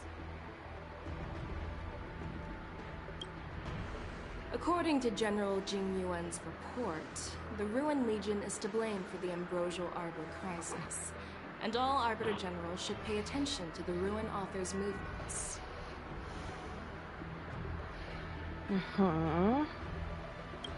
Over the years, the Destruction's minions have wreaked havoc on countless worlds, and the Alliance has been keeping an eye on them. But no one expected them to join hands with the remnants of the Abundance.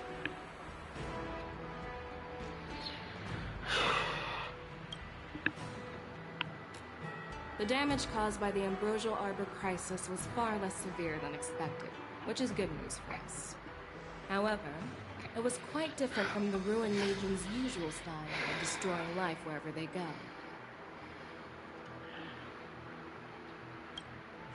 While I trust the bravery of the Divine Foresight and the Nameless, I'm curious about some details missing from the report.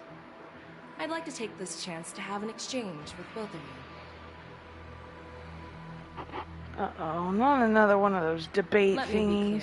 The questions I'll ask might not reflect my actual thoughts, so please don't take offense if any of my questions seem a bit harsh.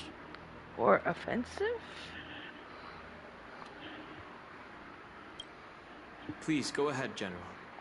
But keep in mind we can only answer based on what we know. And perhaps you already have the answers to your questions in your heart.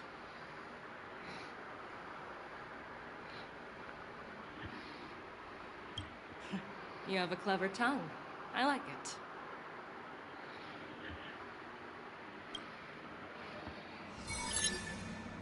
The Merlin's claw is quite articulate. Right now, her intentions are unknown, and Jin Yuan wants us to be honest. Maybe I'll just stick to the facts we know. Let's cut to the chase. Before the crisis struck, the Astral Express was guided here by a Stellaron hunter, a wanted felon, in an attempt to resolve the Stellaron crisis. However, everyone in the cosmos knows of the Stellaron hunter's reputation. So, why did you place so much trust in them? Could it be that some of you have a connection with them?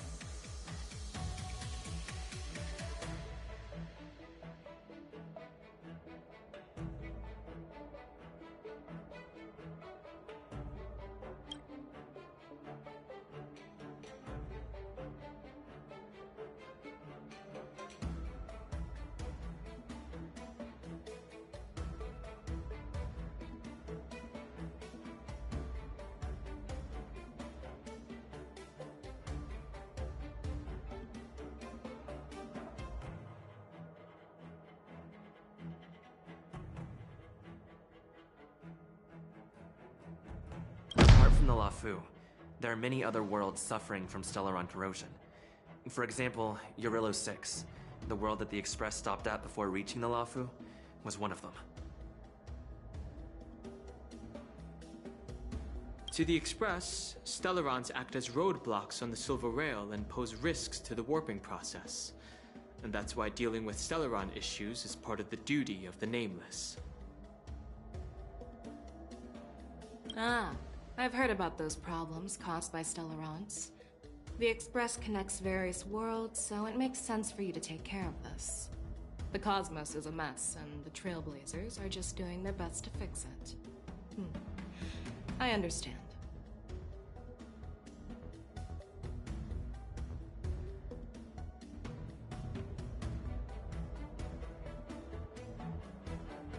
Let's move on to the next question.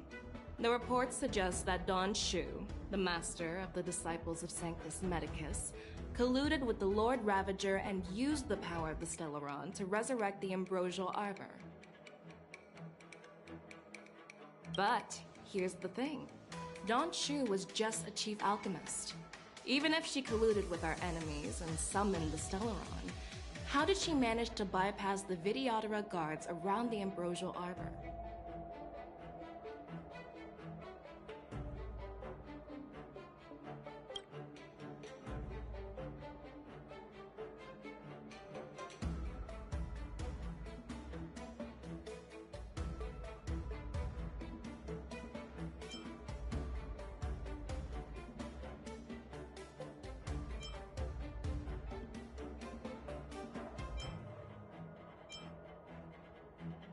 Luofu hadn't exiled Dan Heng, leaving the Vidyadhara with no leader, they wouldn't have fallen into chaos, and there wouldn't have been the opportunity to bring the Stellaron to the roots of the Arbor unnoticed.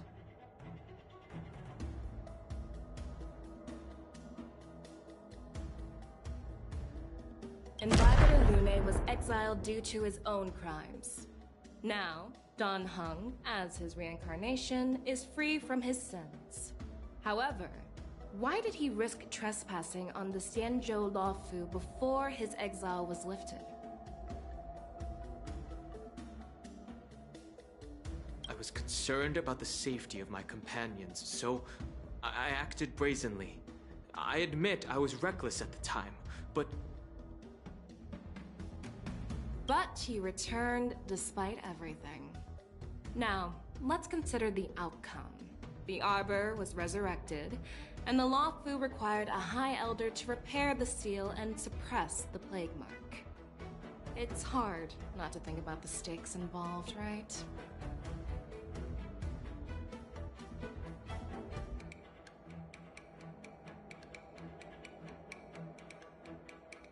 According to the report, Lord Ravager Fantilia is the mastermind behind the entire conspiracy.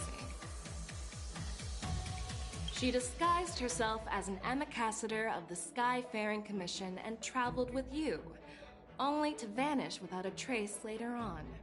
It seems too convenient to label her as a scapegoat.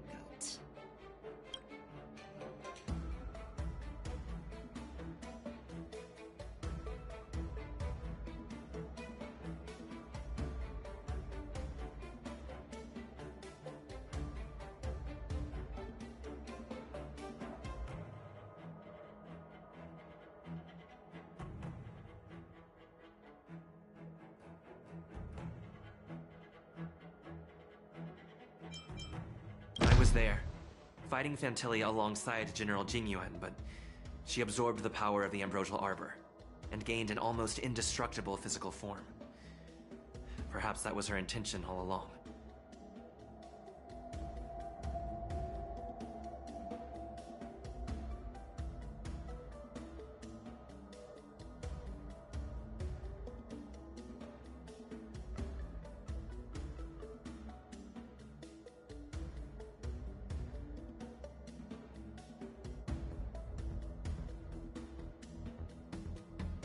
So, a pawn of the destruction wanted a flesh and blood body to live in. Interesting. That's quite a new perspective. Oh, it seems that your answers have addressed all my questions. Generals, I am finished with my questioning. So, what do you think, General Fei Shao? Have the doubts in the report been cleared up?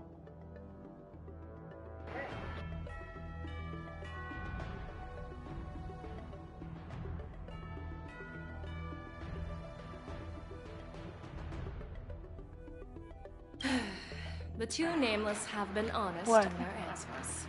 Even though there are some tricky details, my intuition tells me there is nothing.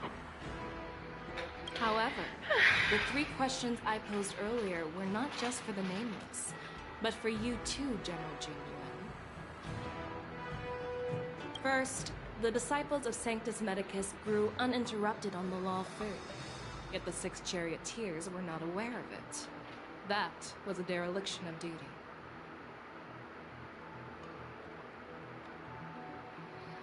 Second, you believed in the Stellaron Hunter's prophecy and entrusted outsiders to solve the crisis, even granting them access to the plague mark. That was a dereliction of responsibility.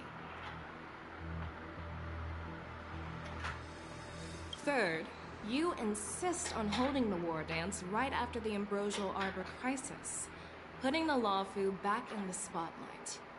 That is a dereliction of wisdom.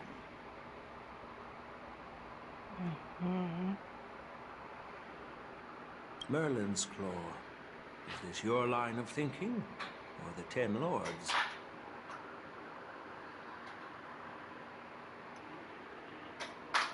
From the moment I walked in, I made it clear that the questions I'd ask might not reflect my actual thoughts.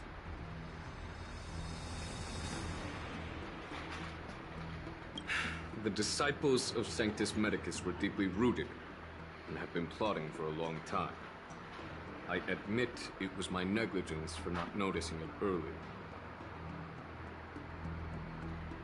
As for the Stellaron Hunter's prophecy, I didn't believe all of it. But in the end, the Law Fu did survive the Ambrosial Arbor crisis. So, I think it's safe to say that Elio's prophecy about the future holds some merit.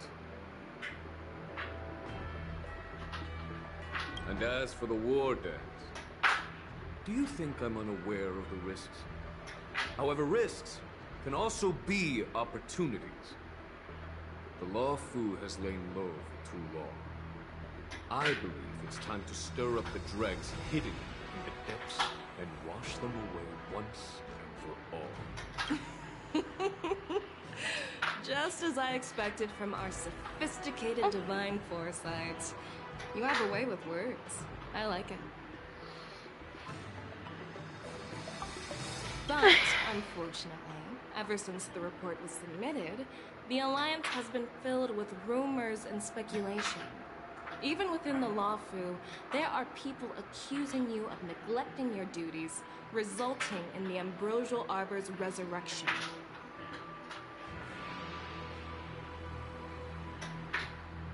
So what are your thoughts on all of this, General Fei Shao?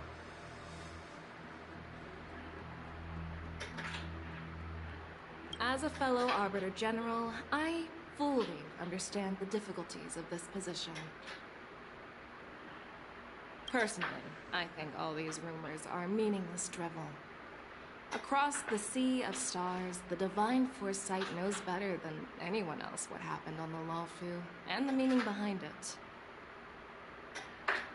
Just as what happened on the Xianzhou Yaoqing recently.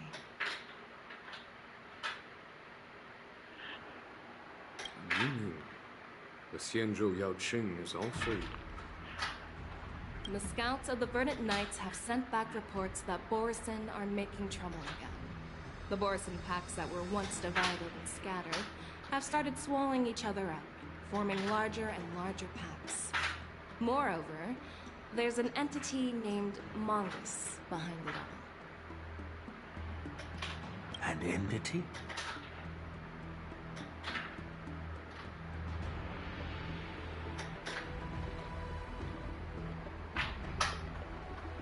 According to the report, this entity isn't actually a Borisin. It's a woman claiming to be the messenger of the Master of Immortality.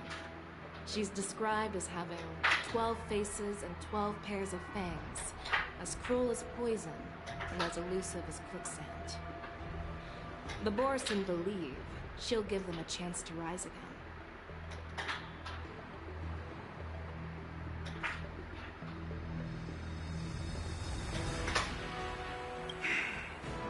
That's Ventilia.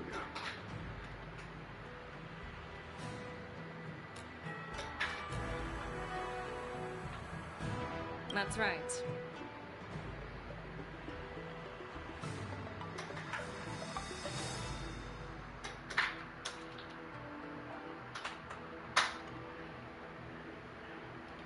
You're lucky that I'm the one who came this time. If it were the Patina Justice or the Seer Strategist, this conversation might not be so friendly. I've always had faith in my instincts, so I don't doubt your good intentions. But the Alliance has its fair share of questions and doubts about the Law Fu. So, my plan is to come up with an acceptable answer to satisfy the Alliance. What's in this plan, General Fei Shao? General Jing Yuan, you already know what has to be done. But since you don't want to be the bad guy, I'll take care of it for you. You need the final word from the Ten Lords Commission to quell any doubts.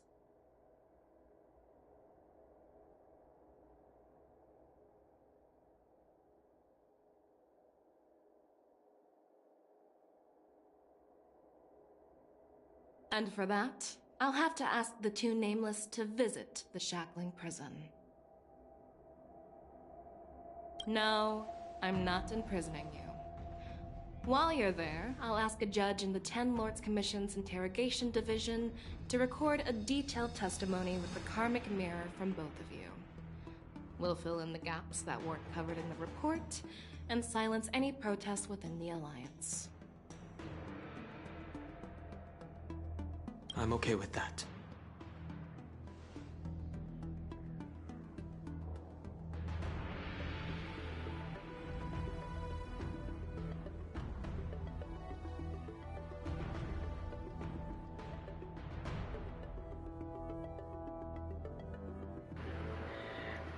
I'm having a Phoenix Wright moment.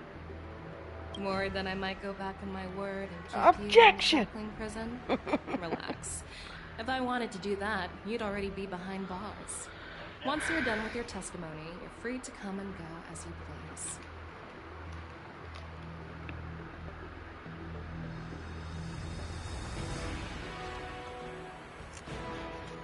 There. As the Merlin's Claw requests. Oh, there's one more thing.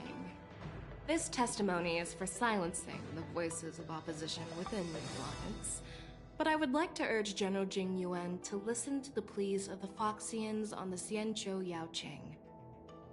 So, you are here for Hule. Exactly. Hule is locked up in the Luofu's shackling prison. Since he is the broodlord of the Borsen, I want to transfer him onto the Xianzhou Yaoqing and imprison him there. The recent movements of the Borsen suggest they're planning something big, so we must act preemptively. It makes sense to have the Foxians keep an eye on their arch-nemesis. Since you trust my judgment, I'll repay that trust. What do you think about all this, General Huayan? I was worried this would turn into a heated argument, but it seems like both of you are on the same page, solving each other's problems. I couldn't have asked for a better outcome. And as for Hule, I'll send my Lieutenant Zhao Chou and Moza to check on his condition in prison and ready him for transport. If there are no more questions, shall we get this started?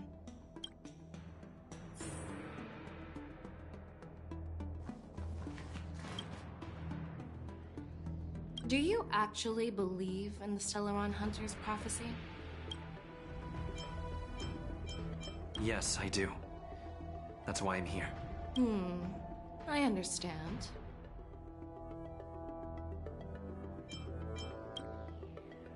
While words can be deceiving, your gaze, your breathing, and your scent, they reveal more than your words do. I trust my intuition more than any words.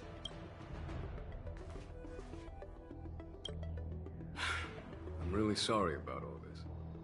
But the testimony in the shackling prison won't take up much of your time. I'll call for a messenger to take you to the interrogation division. You just need to give your testimony, and then you can head back. So no need to worry. As you wish, General.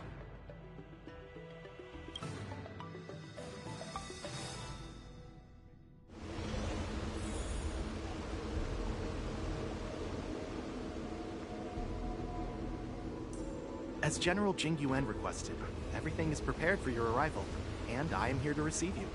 The judges at the Interrogation Division also know your purpose in coming. Interesting.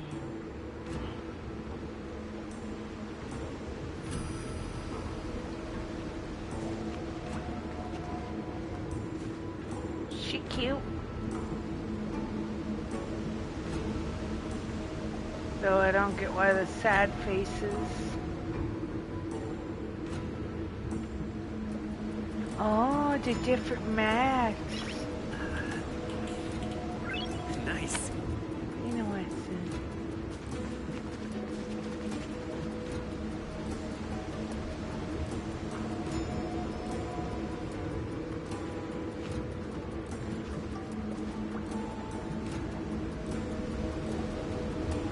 Aw, booty.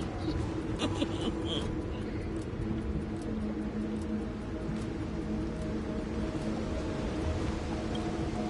can talk to this one, but not the other one.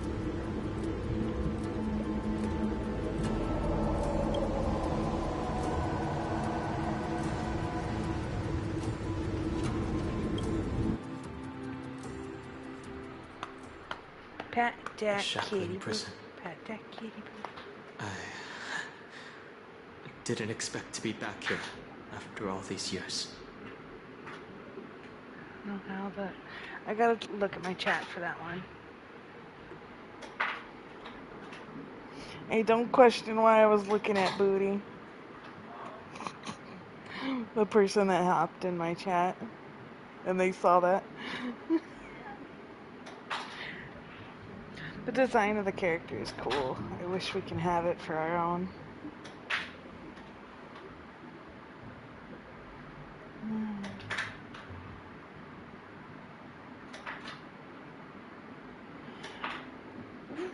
We all know Star Rail. They'll always find a way to top it. That's why they brought Boot Hill in. I still haven't gotten that story arc yet. Dunho. Don't worry about me. If you're ready, I'll open the gate for you.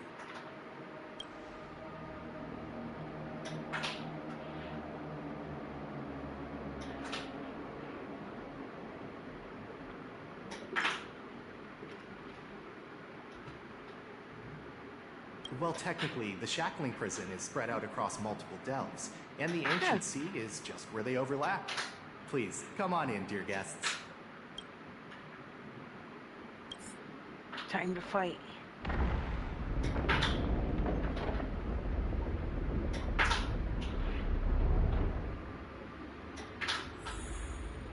And it's always nice to have a new person, so welcome to the stream.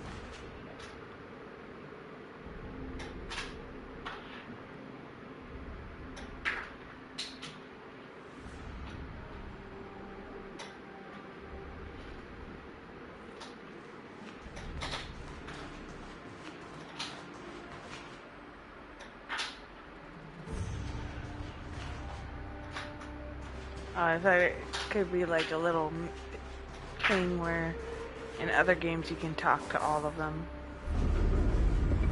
And they all have a different dialogue.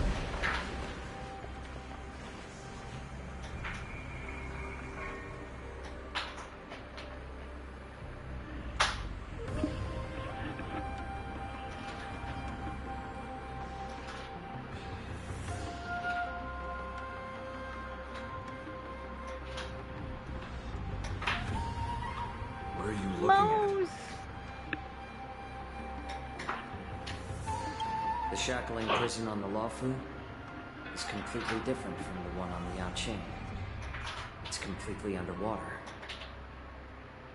Whether it's in the clouds or underwater, breaking free would still be a piece of cake for me.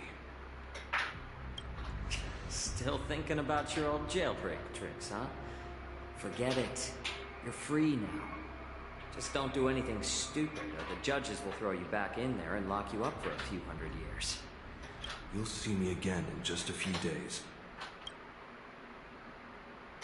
Taking Hule back to the Yaoqing means a lot to the Foxians on the ship, and to the General herself. They should use him as a So stay jailbreaker. alert. So they can make things more secure.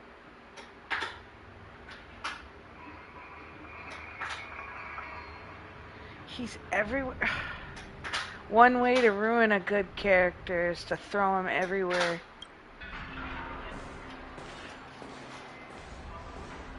Guests, my name is Shui Yi, and I'm here on orders from the Incarceration Division of the Ten Lords Commission. We're Jiao Cho and Moza. General Fei Xiao sent us to extradite the Borisin criminal Hule to the Yaoqing. Thought his name was just Mose. Mose, makes no sense.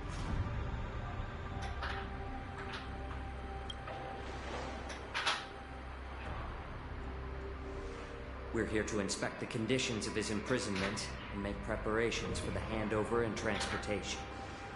I assume you've been briefed, Your Honor.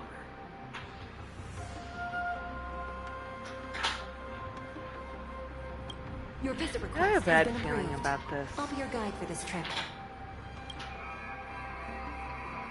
Prisoner Hule, the warhead and brood lord of the Boris and Abominations of Abundance and the arch-nemesis of the Foxians, is responsible for 2,123 wars of aggression and countless associated crimes. Due to his heinous acts, he has been imprisoned in the depths of the Shackling prison and subjected to the punishment of the Forest of Swords until the end of time. He shall never be pardoned. No need to repeat his crimes and sentence, Your Honor.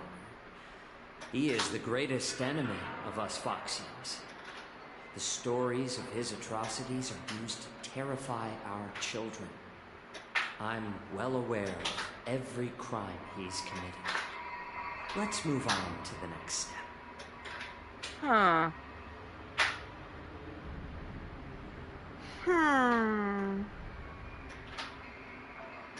When it comes to visiting criminals, The there emphasis are rules in used place on to ensure certain your words. safety.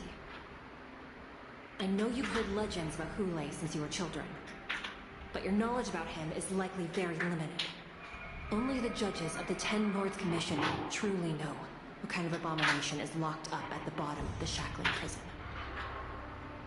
It has been centuries since Jing Liu, the former sword champion of the Lafu, captured Hule.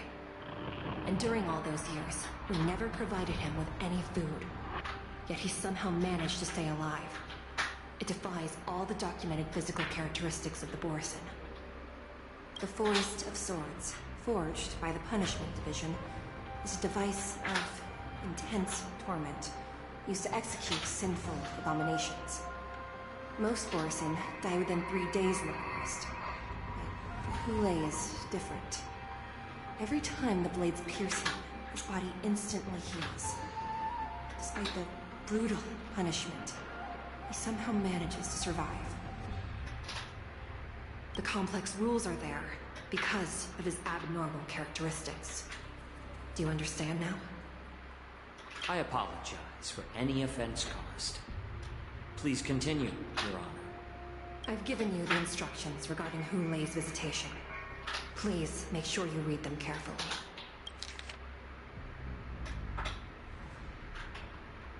Not reading all this, but I kind of have to.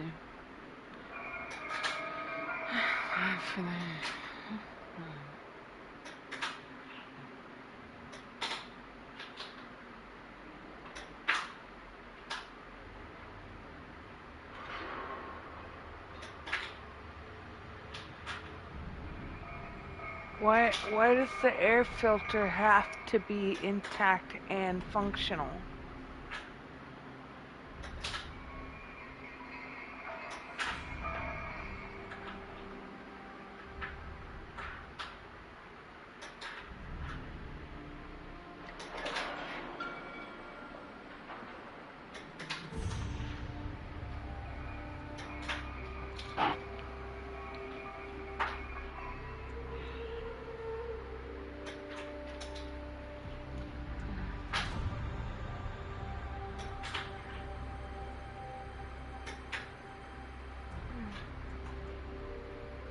Poison-proof pellets and wear breathing mask.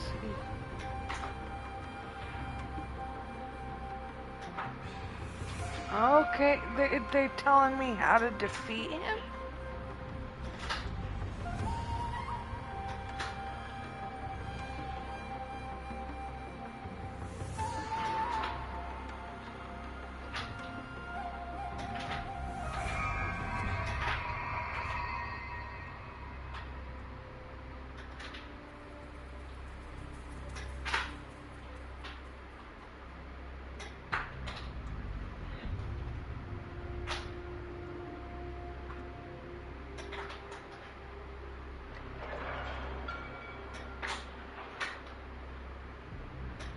Huh. Okay. And please, take this pellet before proceeding. No, I'm not taking random medicine. Then you won't be allowed to visit Hule. Just swallow it already. Hule is like all Borisin. He can release a pheromone called lupatoxin that induces fear. Thousands of years ago, we Foxians were enslaved by the Boris. Not because we were naturally weaker, but because of their lupatoxin. This pill is for our own mental well-being. I understand. I knew you were a reasonable person. Now that we've taken the medicine, let's proceed.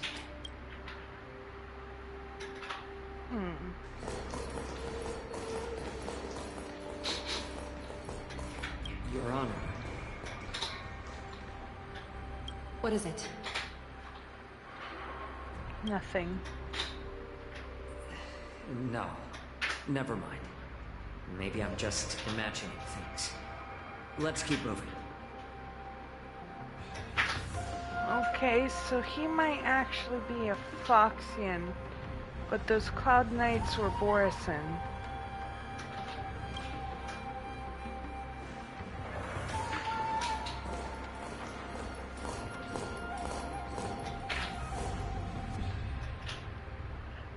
Here we are.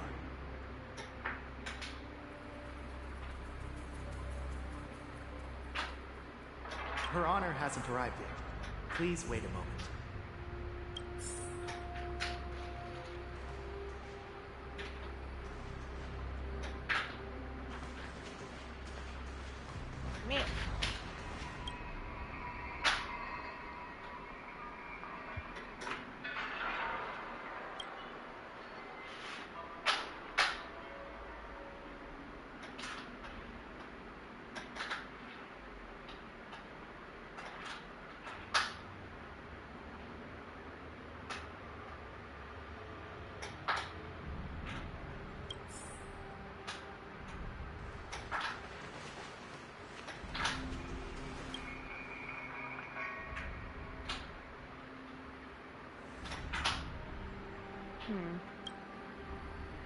Welcome, dear guests from the Express.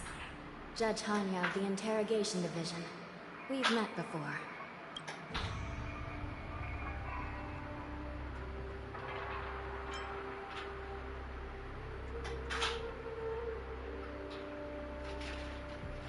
As one of the judges from the Interrogation Division, I'll be recording your testimony today. Please allow me to express my gratitude to you again for subduing the demons in the Fixtral Garden. Looks like while March 7th and I were clueless, you already made many friends on the Shenzhou Lofu.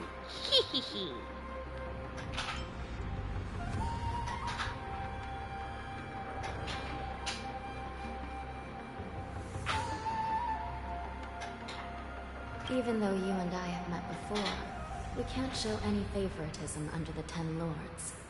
So, please do as I command as we head to Scrivener Hall and beyond. Don't do anything without my permission. This is not a place for ordinary mortals. You and Mr. Donham, please come with me. Please lead the way, Your Honor. Please let me activate the mechanism before we all move forward. And please, watch your steps. Why do I feel like the dude already escaped?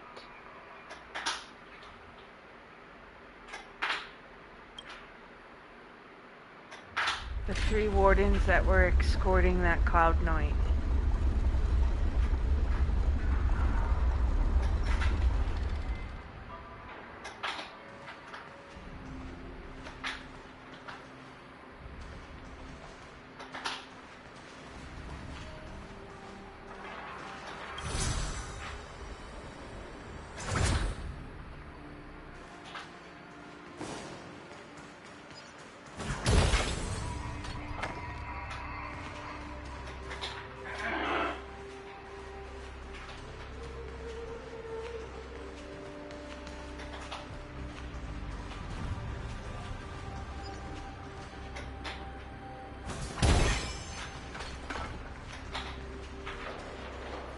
I knew it. Secret.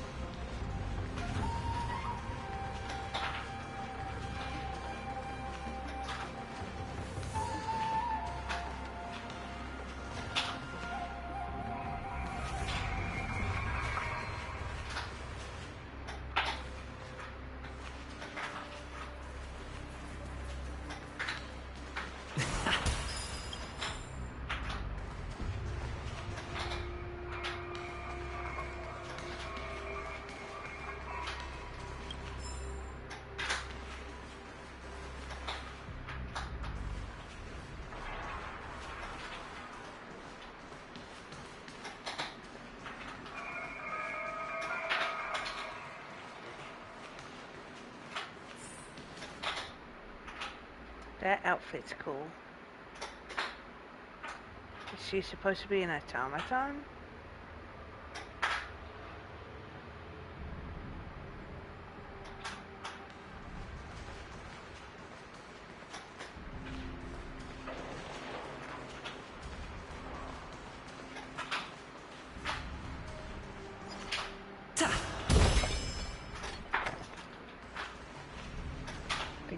They are. Pretty cool looking. Beauty.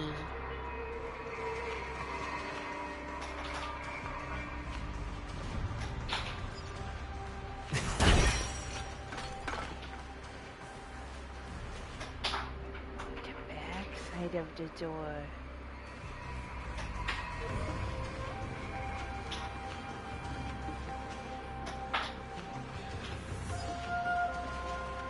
Please stay tuned. A little something for everyone.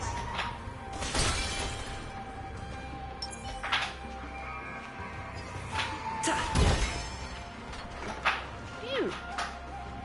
He's candy.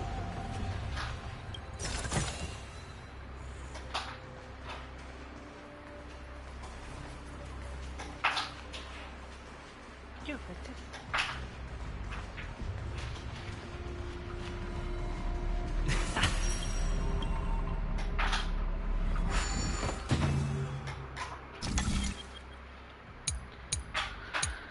Oh, more complications.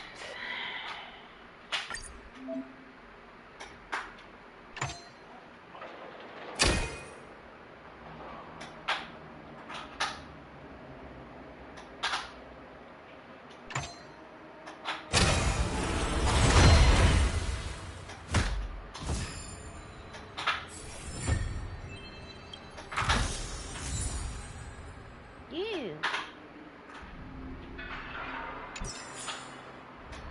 No idea what the hex pax is, but now I own it.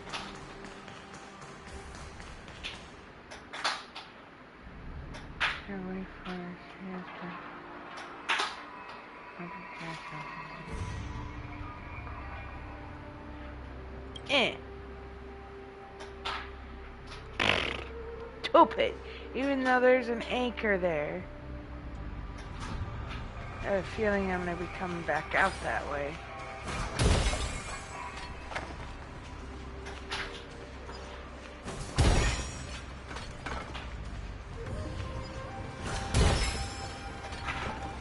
Boss fight! Boss fight!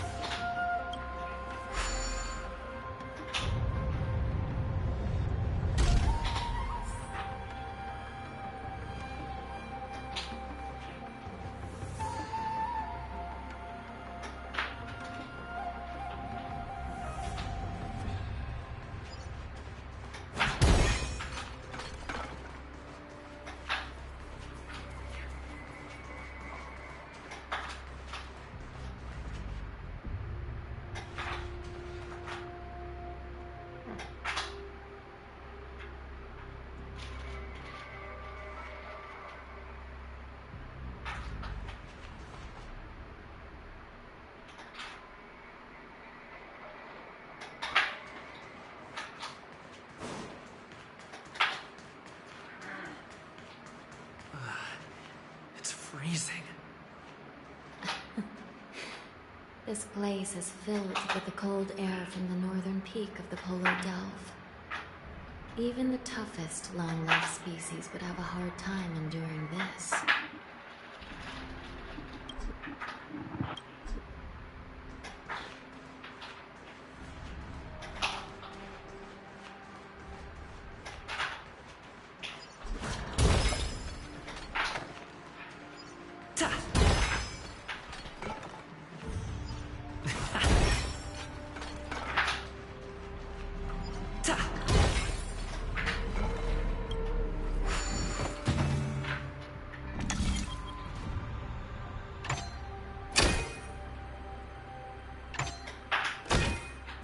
No.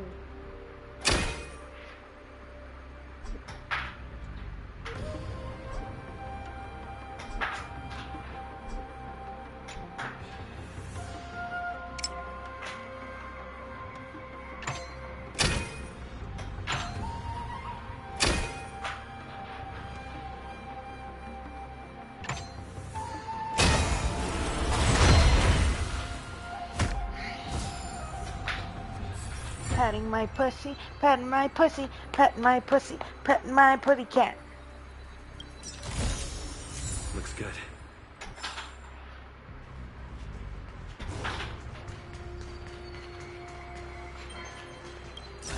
Okay. Is that all? Huh. Patting my pussy cat.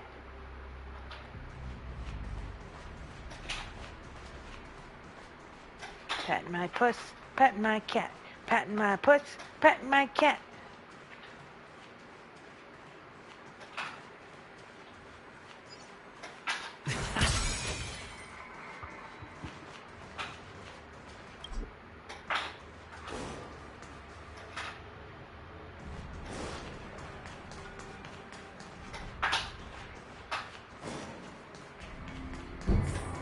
Did you hear something just now? Let me check it out.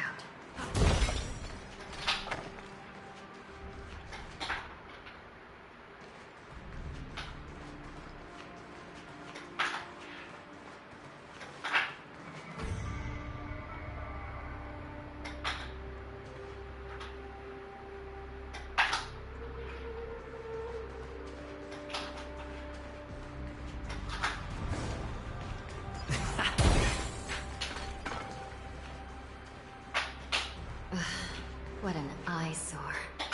This place is packed with boxes and crates. Treasure.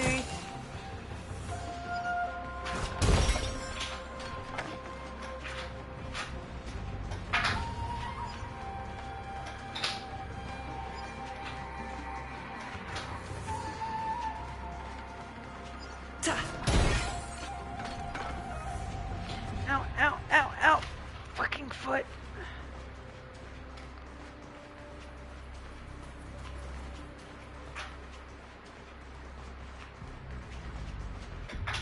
Oh, I know.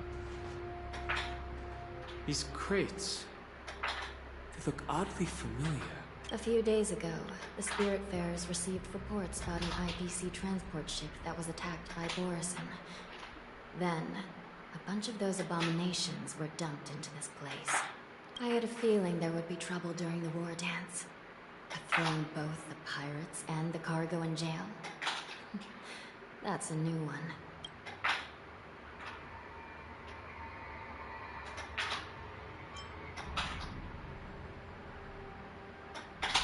I heard the Intelligentsia Guild crafted something dangerous. We have many records in the Hall of Karma about these wise ones. They love to tinker with forbidden technologies, always trying to push the limits of Ingenia. I caught a glimpse of the mechs in those crates, and they bear a striking resemblance to Borison. I wonder what they're planning this time. Well, business first. Let's keep moving.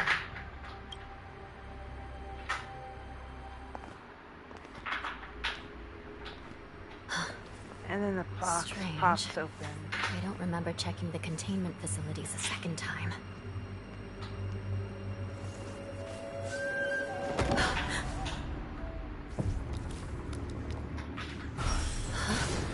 Watch out!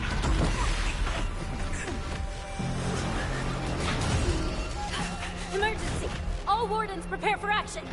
Emergency! All wardens prepare for action!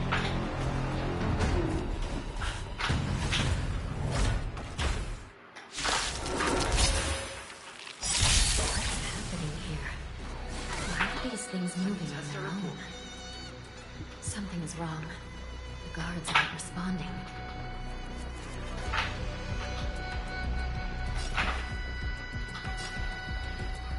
Let's improvise. I'm asking questions.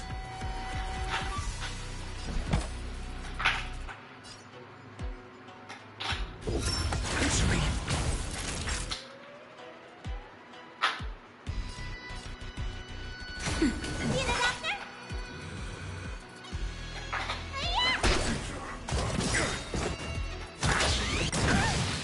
Knowledge, the measure of truth and falsehood. It's going wild. Just like a Borison. We're on our own for this one. Dreams do come true. Still the same old. Just a little something. Think nothing.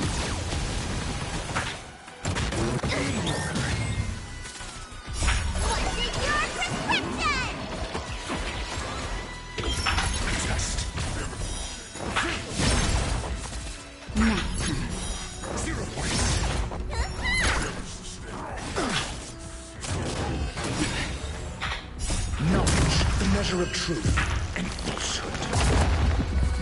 Let's improvise.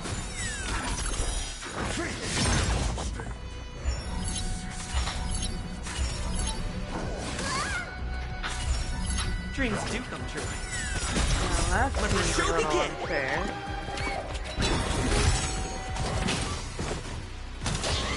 Still the same one. It's me.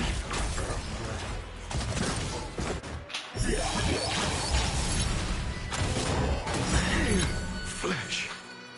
Just a little something. Think nothing.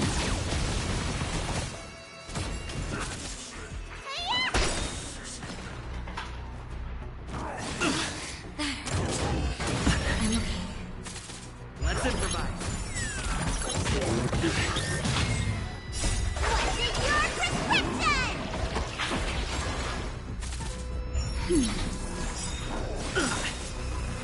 Let the show begin.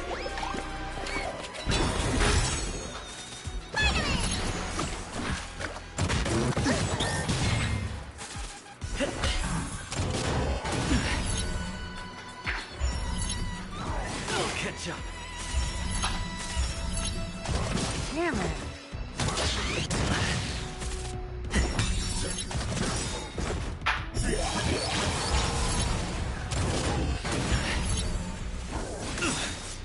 Kinda feels like I'm not supposed to win this. Just a little something. Think nothing. Still the same one.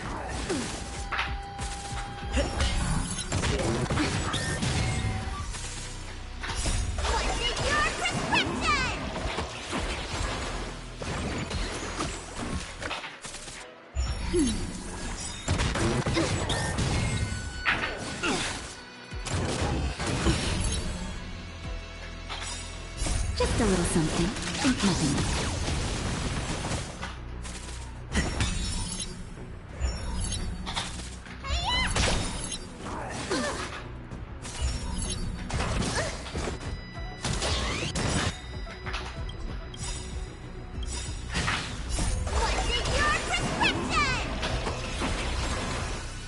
Let the show begin.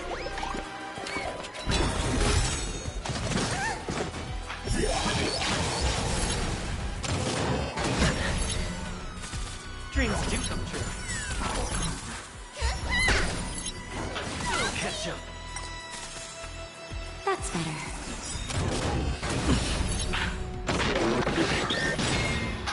Just a little something. Think nothing. Let's improvise. Let the show begin.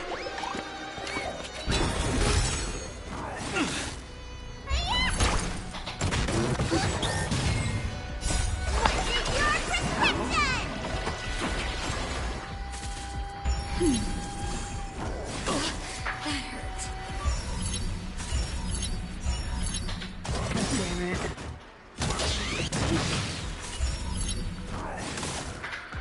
Well, that's not fair.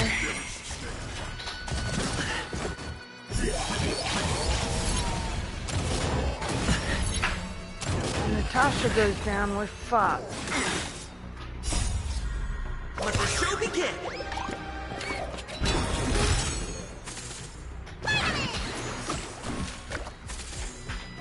Just a little something. Think nothing.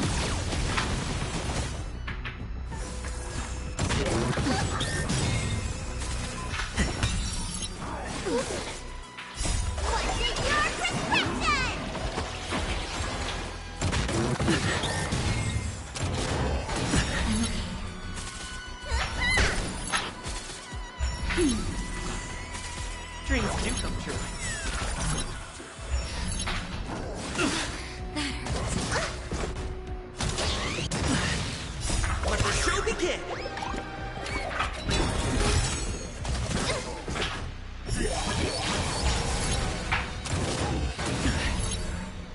Just a little something. Think nothing.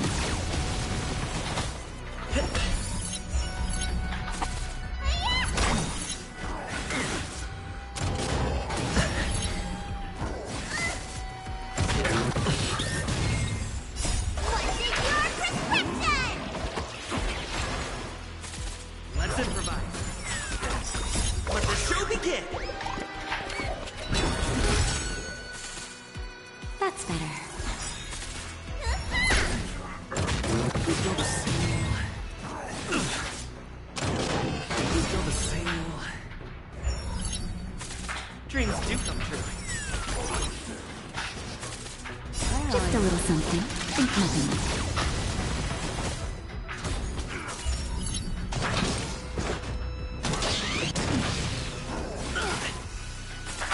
Let's improvise.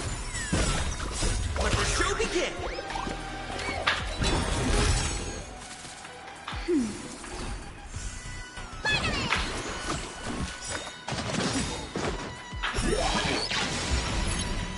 Just a little something. Think nothing. Hi, welcome to the stream.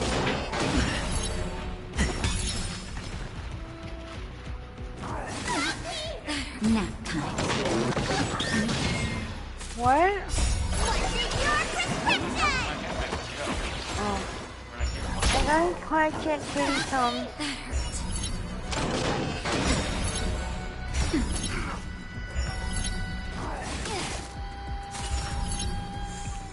Dreams do come true. Feel the same. Let the show begin.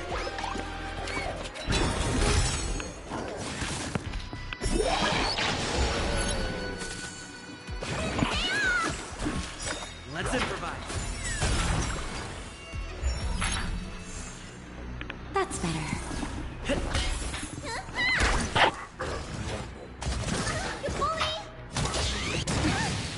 Just a little something. Think nothing. Dreams do come true. Let the show begin.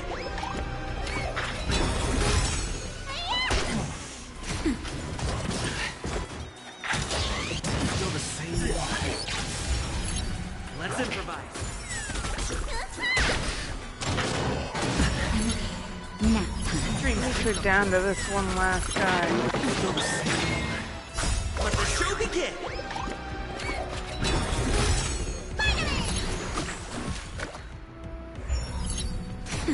Let's improvise. Nap time. Dreams do come true. I'm okay. Let's improvise. Let the show begin.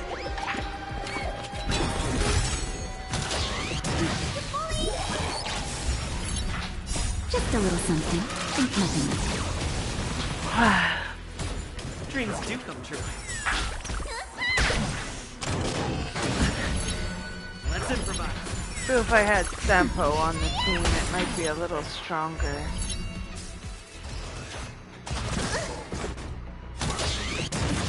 Dreams do come true.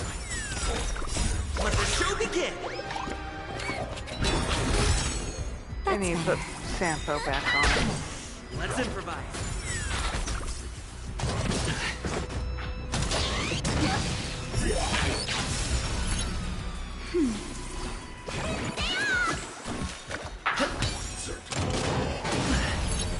Nap time. But how is this even possible? The Spiritfarers followed protocols, cutting off power to the mechs and sealing the crates. How could these mechs still start moving? It's just like what happened in the Artisanship Commission before. These goods went haywire and attacked everyone in sight. The Alchemy Commission members examined them and found some unusual structures within. These things showing up in the Shackling prison can only mean one thing. A prison break. And whoever delivered these goods clearly wanted them to go through the Xianzhou's strict inspection process to show the Skyfaring Commission and Cloud Knights how dangerous they were. They wanted these mechs to end up right here, in the Shackling prison. These things already started taking action while nobody was paying attention. then the whole prison is in trouble, I'm afraid. And to make things worse, another group of visitors just entered the depths of the shackling prison. The messengers from the Sanjo Yaoqing, and the prisoner they came to visit might be the target whom these wolf-shaped mechs were delivered here for. If that vicious beast manages to break free, he already has. A catastrophe for the Sanjo Luofu. He already has. He already has. Here we are. Have we arrived already, Your Honor? Shouldn't there be a cage here? The most notorious felons are locked away in the solitary delves, deep down in the prison. Those delves can't be opened without proper authorization. The blue bird paves the path, and the Stygian lanterns illuminate it. Help me light up these lanterns, and the way to the bottom of the shackling prison will reveal itself. First of all, what is his power? Am I gonna get a glimpse or?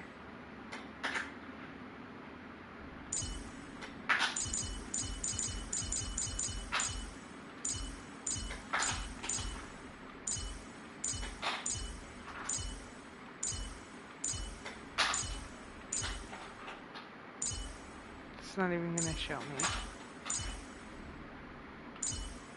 It's a bullshit. Because I don't know what team member to switch him out for.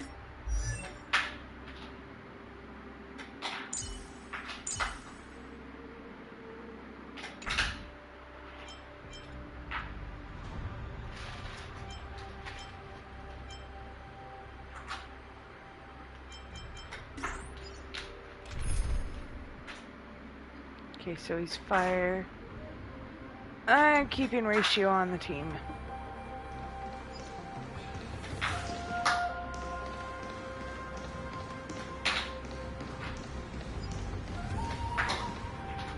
A slow simmer over low heat, quick stir fry over high heat.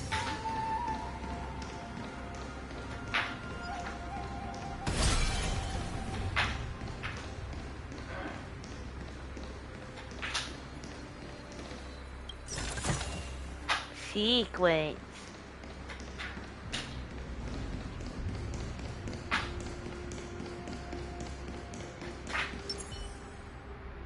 A little something for everyone.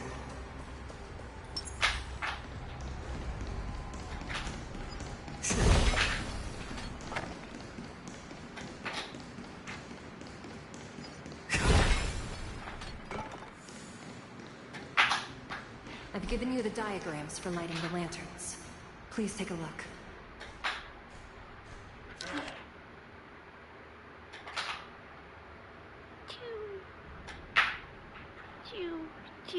Okay.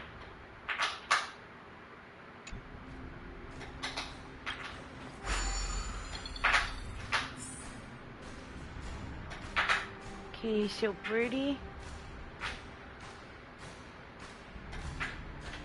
Start here.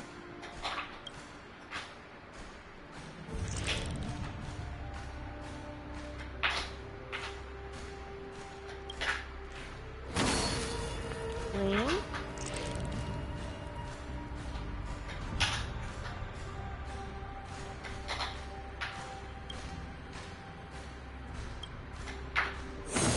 Two.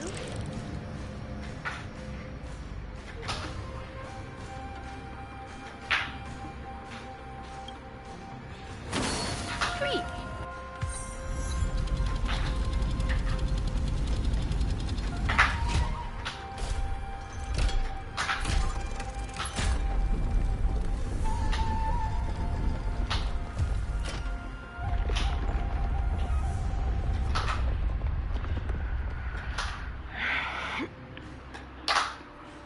Okay. Ow. Ow.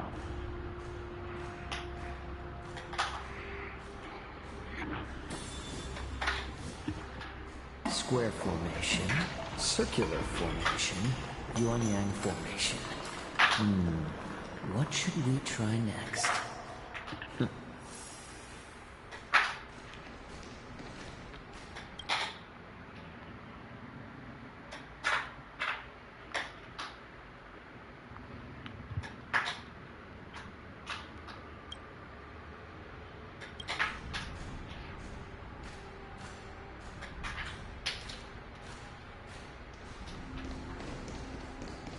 The path is open.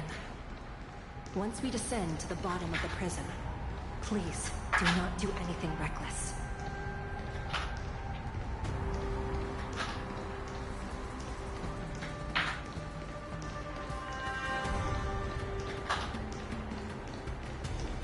They're here to transport him, but the problem is, he's not in here. Inside the delve, behind this door, is the greatest enemy of the Foxians, Hule.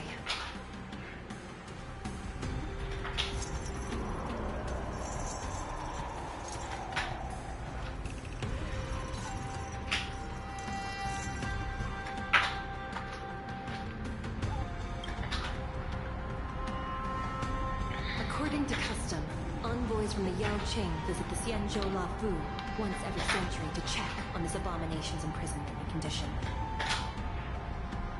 Even though the Ten Lords Commission sentenced Hule to the Forest of Swords, suffering every day for the rest of his life, I understand that the Yao Qing messengers want to see him dead. Unfortunately, for the past 7 centuries, they've had to return disappointed. Because this beast simply can't be killed. If we can use his toxin to create medicine and save an innocent life, it might help balance out some of the sins he's committed.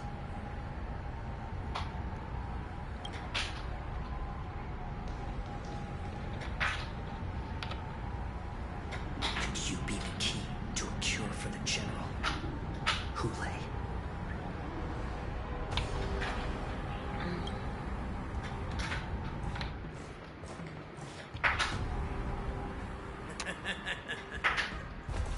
Of course. Once again, the envoys of the Yao Qing will leave disappointed. However, I won't say the same for me and my brothers. Who's the... I'm just a humble counselor of the Rhino Hound Pack. You can call me Mokta. You can try to hide his voice, but I know who it is. Wardens, intruders on the lowest level. Send reinforcements. It's Cat Noir. He's always a beast. At the bottom of the shackling prison.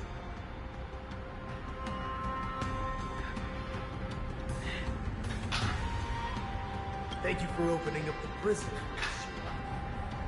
We'll take it from here. Okay, Bryce. No wonder I kept smelling that familiar stench. So it wasn't just my imagination. Do your thing, Morse. We mustn't let these abominations get any closer.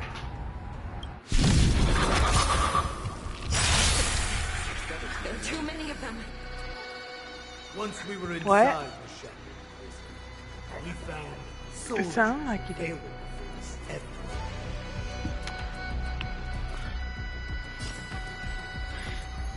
Guys, his name is Moktak. No, I know his real name.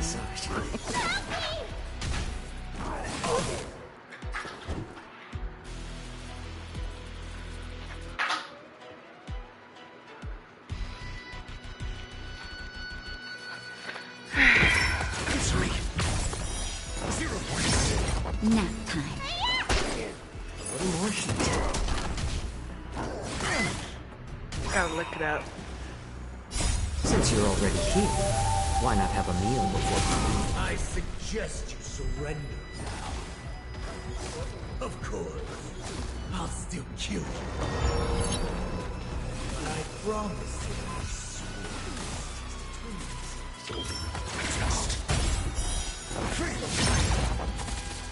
Just a little something. Think nothing of it.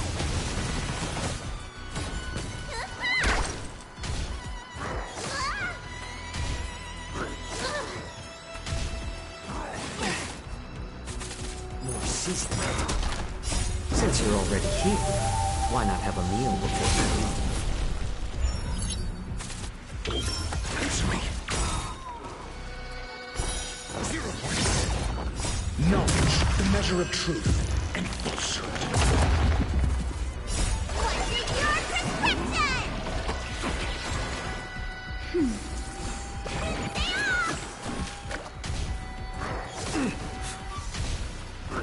It's just a tweener massage. That's better.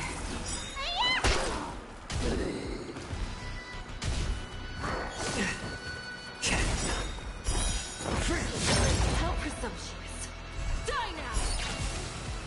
Leave if you can. Why not have a meal? It's not time yet. I want to know who the voice actor is, not all this other stuff. Just 0 points. It sounds like Bryce.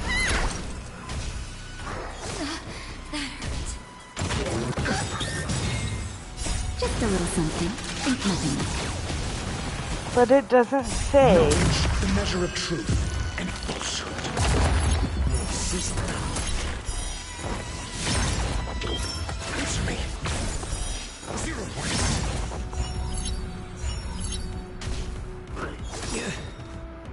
Since you're already here, Huh? why not have a meal before? His name is Montauk.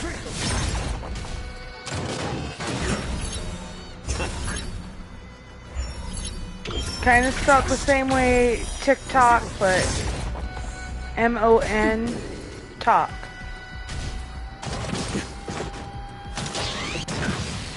But it doesn't give me a description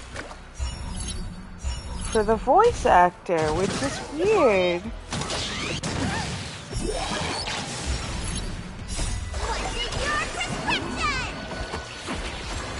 Nap time.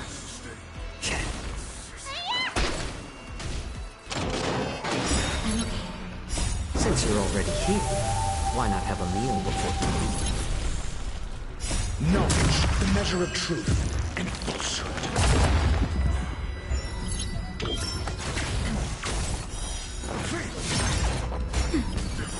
0 points. Emotions. Just 0 points. No sister. Nap time.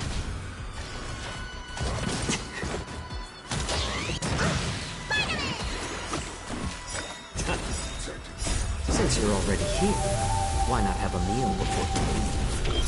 Answer me.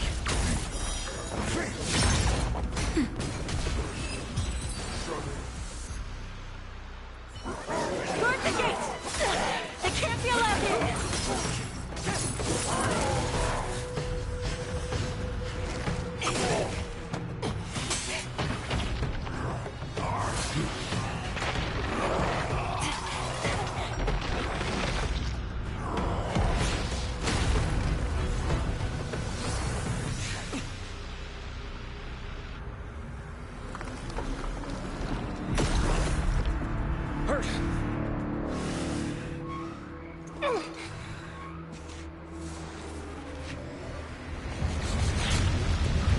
Oh no!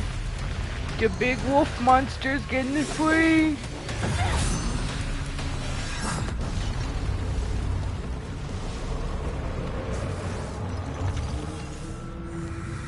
Did he just one smack her? I've waited for too long. My first meal after regaining my freedom is the flesh and blood of my fellow kindred. A sad scene indeed. It's been a long time, boy. Welcome back.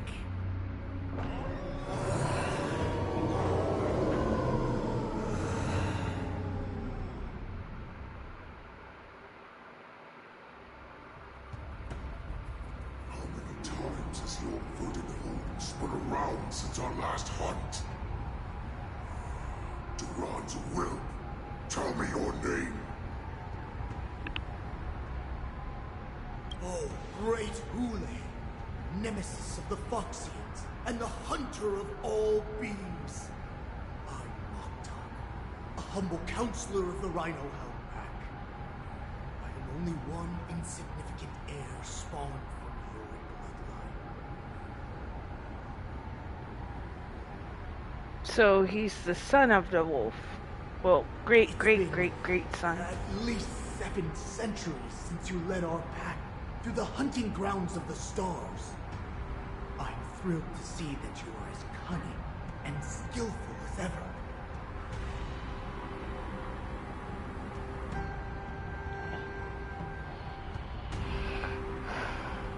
It's a relatively new story, so I don't even know if he has...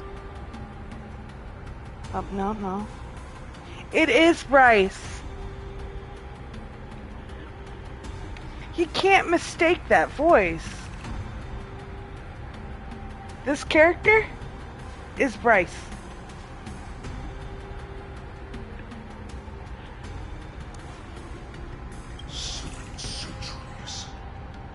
Seven centuries have passed.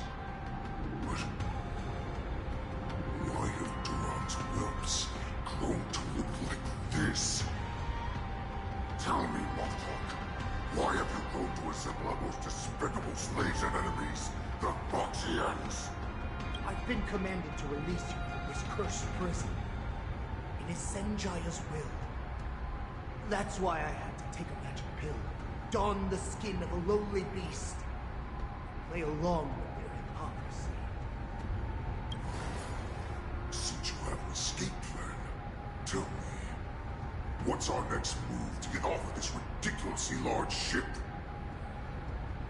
My brothers and I will lock down this prison, trapping the prison guards inside. This will buy us some time. The rest of my crew, who are undercover like me, secure the vessels for our escape.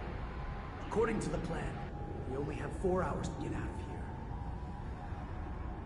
here. Originally, I intended to carry out the plan tomorrow. They're planning to transfer you to the Xianzhou Yaoqing now. So I seized this opportunity to set you free.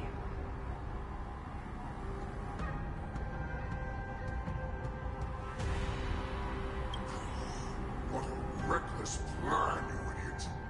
Even if we manage to get the ships, our chances of escaping are slimmer than a Foxian slipping through my claws.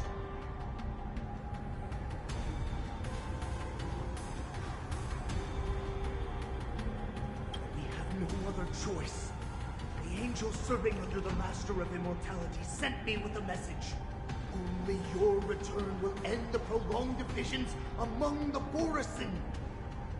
Every one of my crew is ready to lay down their lives if it means setting you free.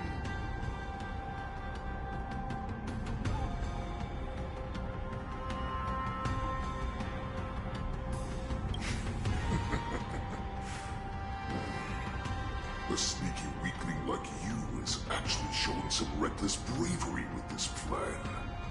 Fine. You'll get what you want. And all of Duran's whelps will too.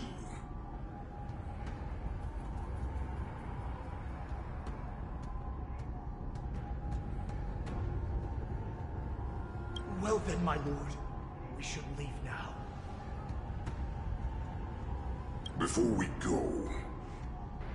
So Mose is the wolf thing?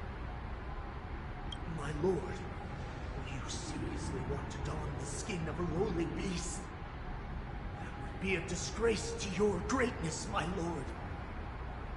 You idiot. Greatness means nothing without freedom.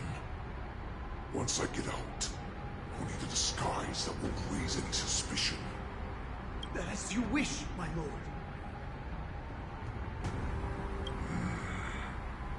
Is that Foxian slave my meal? No, he's an envoy from the Xianzhou Yaoqing. I plead you to endure him a bit, my lord, as he's more valuable as a hostage. Take him, guys. Time to move out.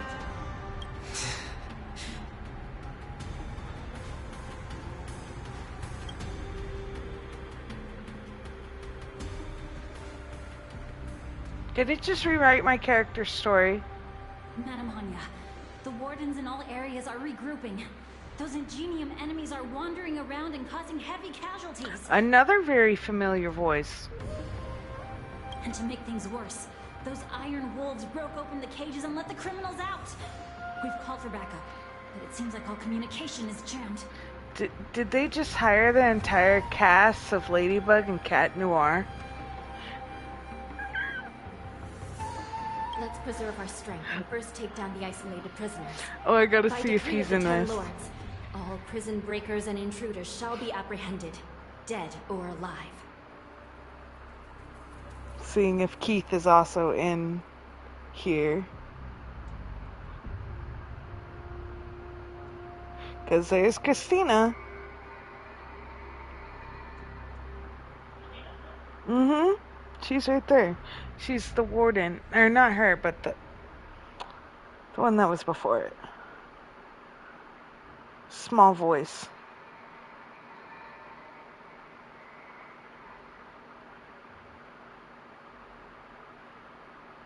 I didn't realize how much of a diamond-studded cast was in this. See, there she is.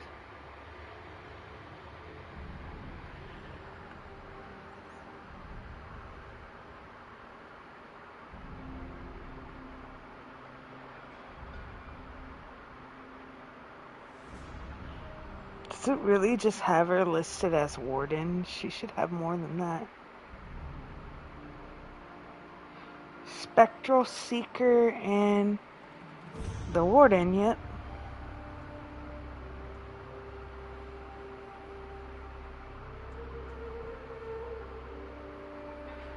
I need to see if Keith is in here. Just see.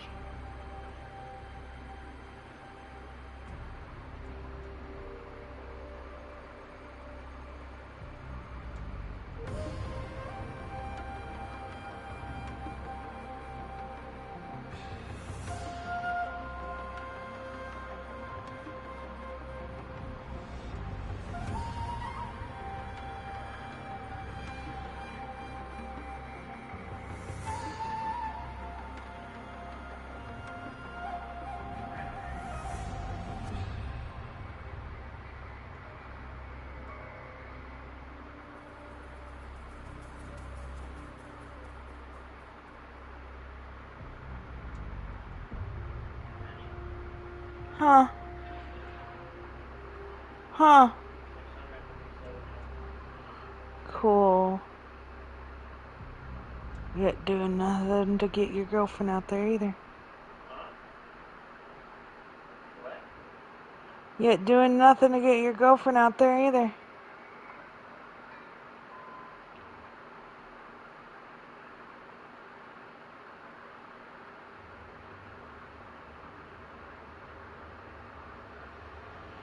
It's funny, they have Ladybug and Cat Noir in here, but I don't see Keith.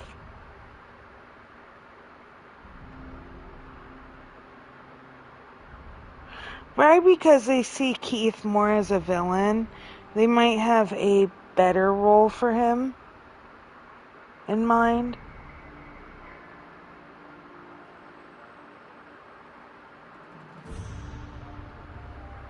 Or he's mostly seen as a villain and everything.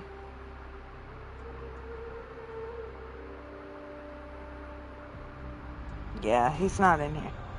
Though that would be cool if they have something planned for Keith.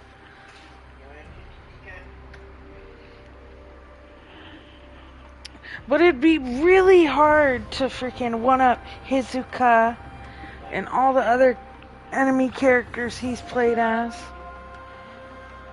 Just a short time ago, another key mechanism was activated. It Really? Madame Shui and the Yao Qing messengers heading to the bottom of the prison. Given the situation, I'm afraid that area is exactly where our enemies are targeted. They made her play both characters. Oh, real creative. Really We creative. mustn't let that vile beast escape from its cage. We've gathered all the prison guards who can still fight, and we'll split up and secure each floor. Why don't you just sound like the character from Hunter x Hunter and then tone it down to where it sounds robotic? That's the voice we're looking for. Go!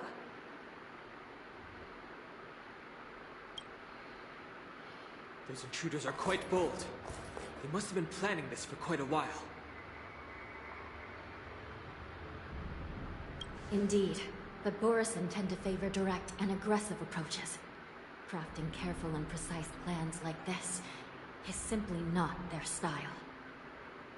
Let's focus on the current situation right now. Please help me.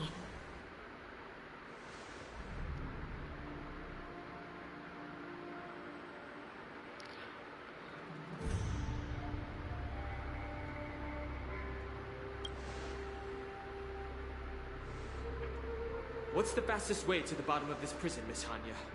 If we don't get there quickly, we'll soon be outnumbered by all the enemies inside. We'll have to bend the rules. Please, follow me.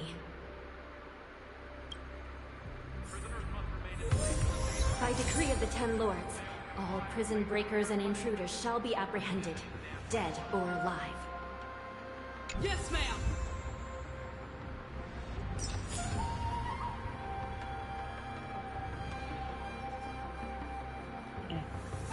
Itchy foot.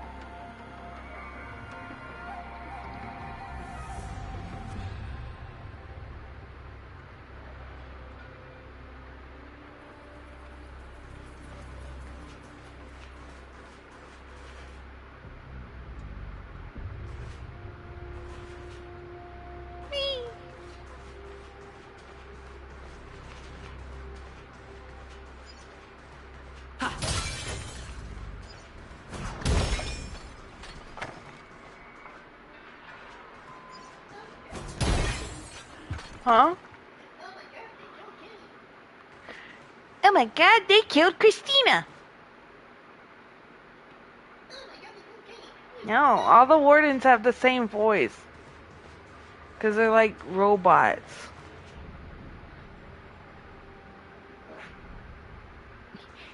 Booty.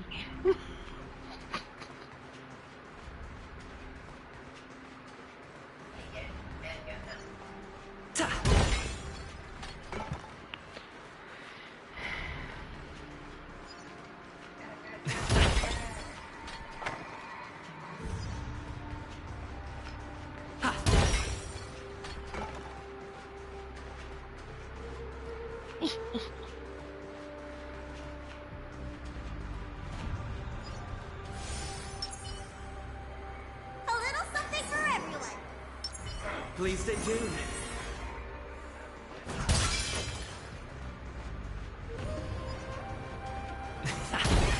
Hold your position here.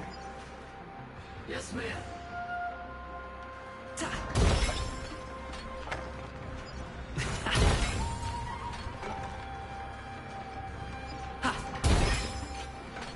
The free credits.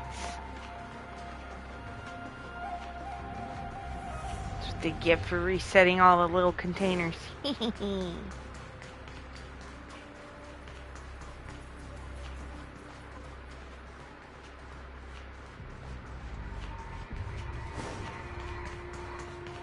need a few tools if we want to reach the bottom quickly. Follow me to the next floor.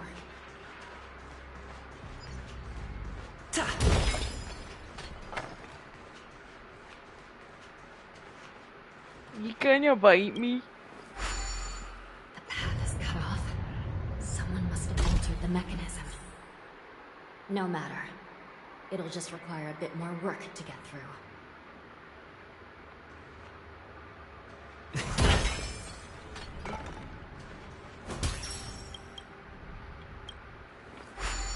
Crane right there.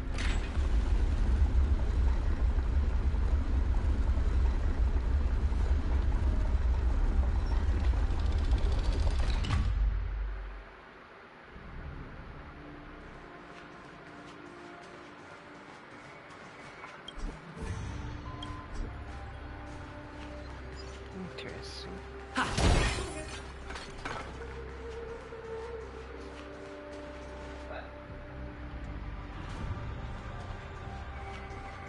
We're gonna do a little bit of finagling. Eh. Eh.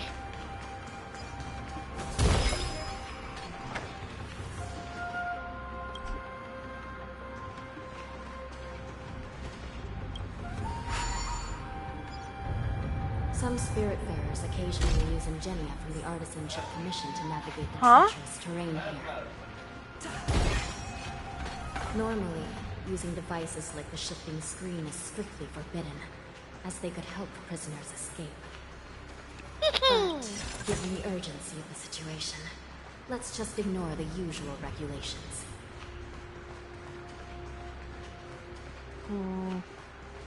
Nope. Aww.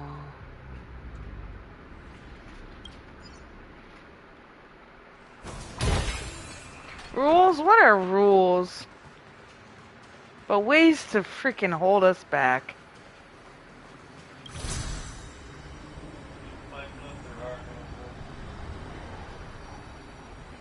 Yee, pretty, pretty colors. Hey, the lady's dead!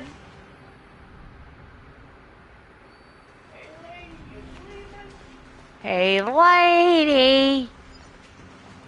Oh, pretty lady.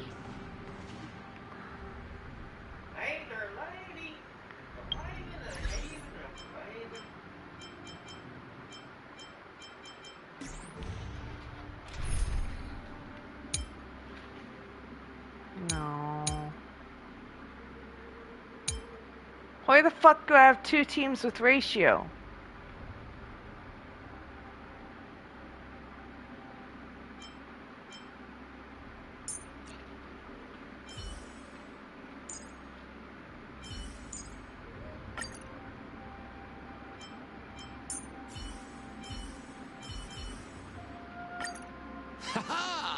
Always an honor to have the Trailblazer by my side.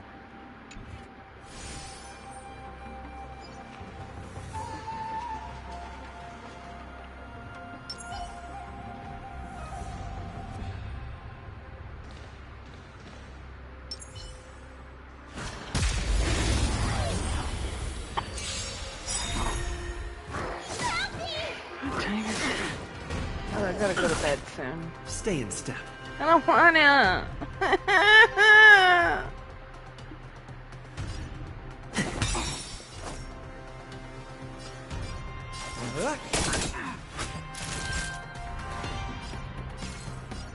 Nap time.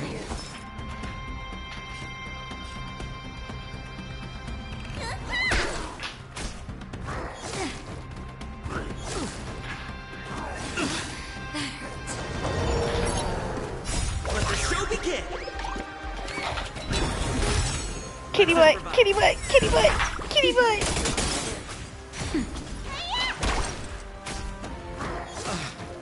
Dreams do come true.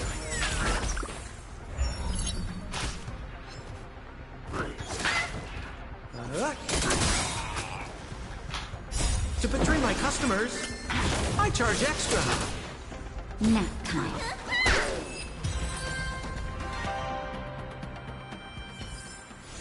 Reach the end of Dragon the story. scale coral.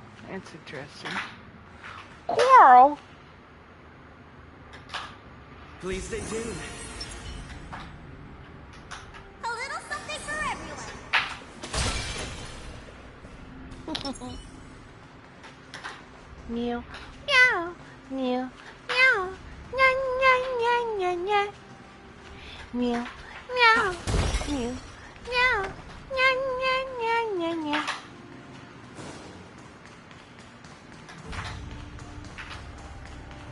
The nether key has been activated.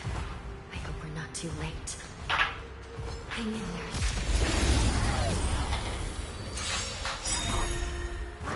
I'll catch up. Let's improvise. Let the show begin.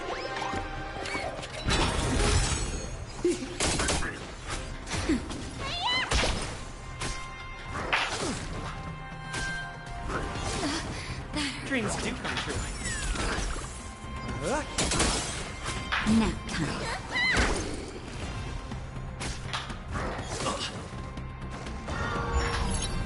Let's improvise.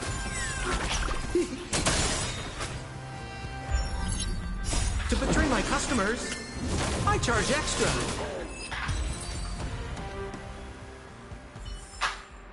Reach the end This of the is my story power in your own team. way.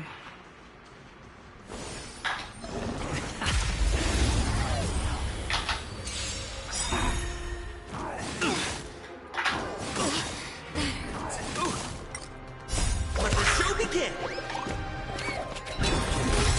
Dreams do come true.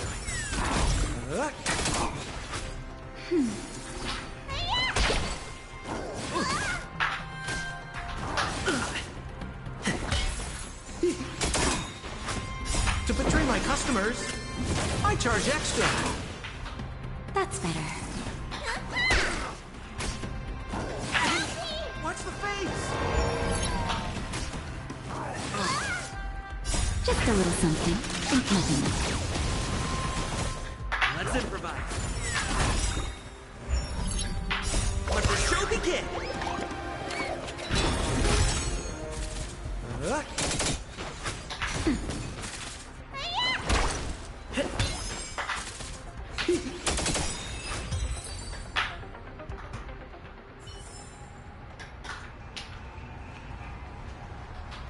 Did they just reset all the pots again?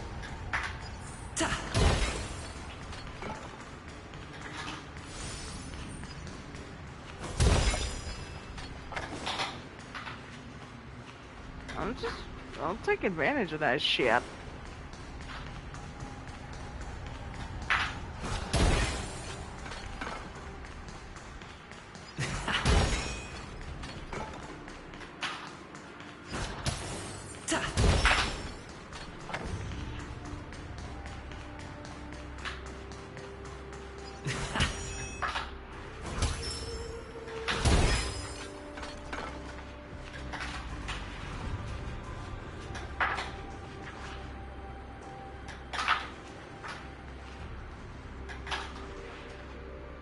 Looks like there was a fierce battle here not long ago. The gate to the prison delve is wide open. Hule has managed to break free. Where are the Yelchin messengers? And where's my sister? Are they still alive? Let's look around. Maybe we'll find some clues.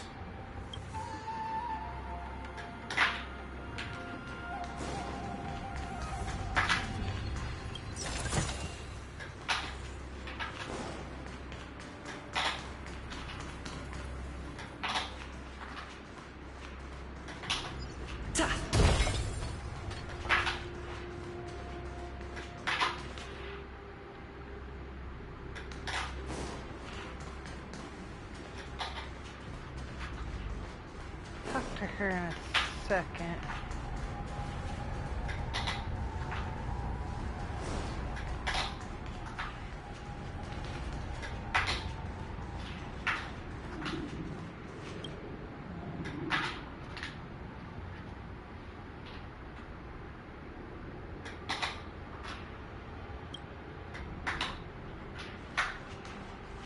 Or they were taken off of her.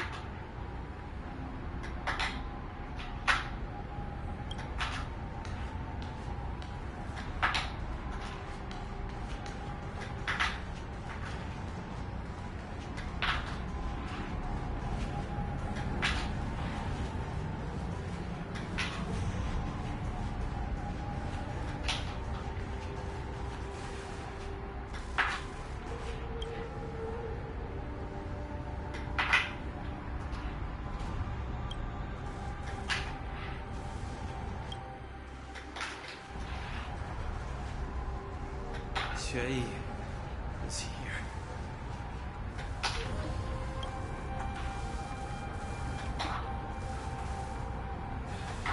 Miss Xue briefly sacrificed herself. My condolences, Miss Harriet. Condolences. Well, that's unnecessary.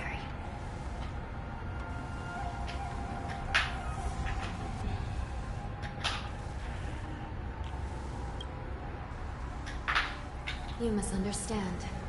Thanks to the Ten Lords' blessing, my sister turned into an Ingenium centuries ago.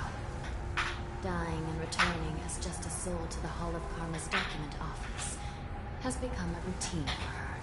While I'm not keen on seeing her throw away her body like it's some replaceable part, but... By the way, have you seen bodies that might be the Yaoqing messengers? One of them is a Foxian wearing exquisite clothes, and the other wears a dark cloak, like a fugitive. No, I haven't found any Foxian bodies. Only Borisin ones. So, the intruders in Hule are holding the Yaoqing messengers hostage. This is the worst situation. With hostages in their grasp, the prison guards can't do anything about the prisoners.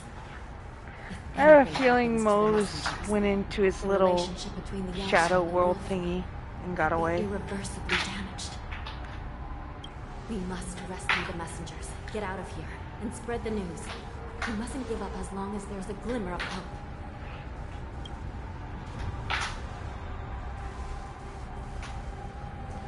What have you found, Miss Honey? I found it first.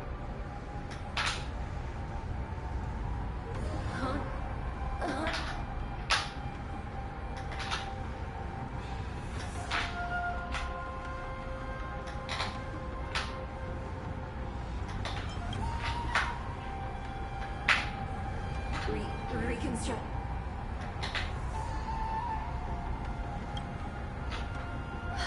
It's my sister. Looks like her soul hasn't returned to the Hall of Karma yet. At such a critical moment, her death can give us information that we can turn into an advantage.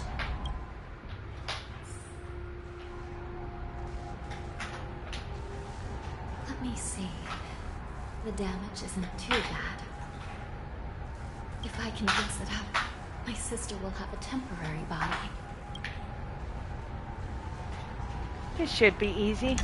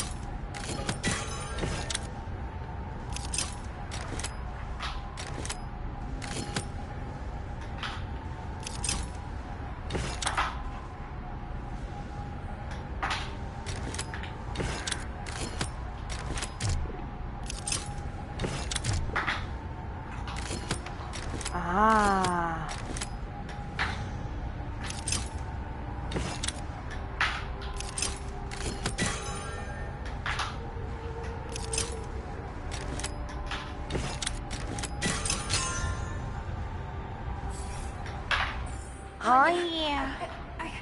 I'm back. Welcome back, sister. I don't know what kind of expression I should have at a time like this. Happy? Tears of joy? Forget it. I'm used to you coming back in all sorts of forms.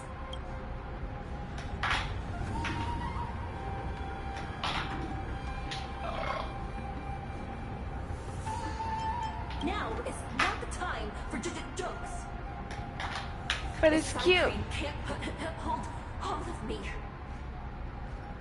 Sister, what did you see when you were killed?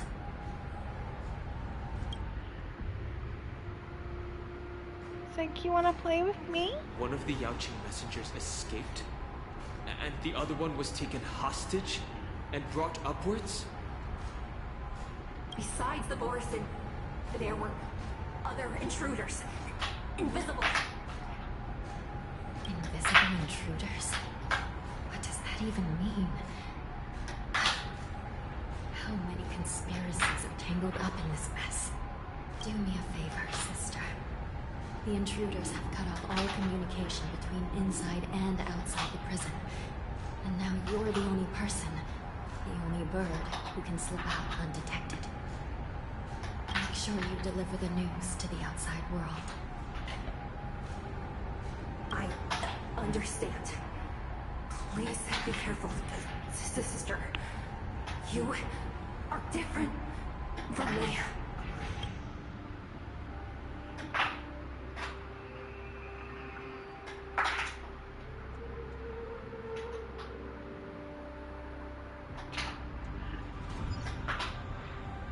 Time is running out, Miss Hanya. If we keep delaying, those Borison will escape from the prison. All right. If we happen to come across that Yaoqing messenger who got away... No. Stopping Hule should probably be our top priority.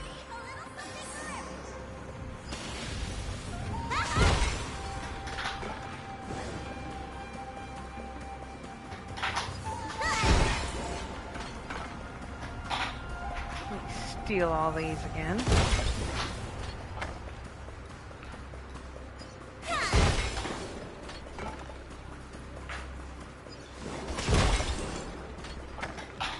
A little something for everyone. Did not mean to do that.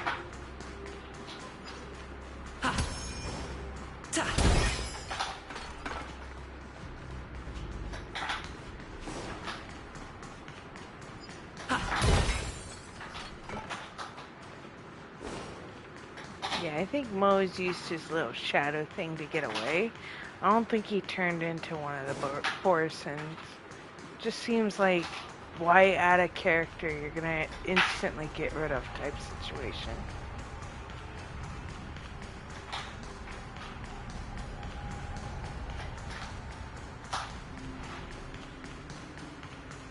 Makes no sense.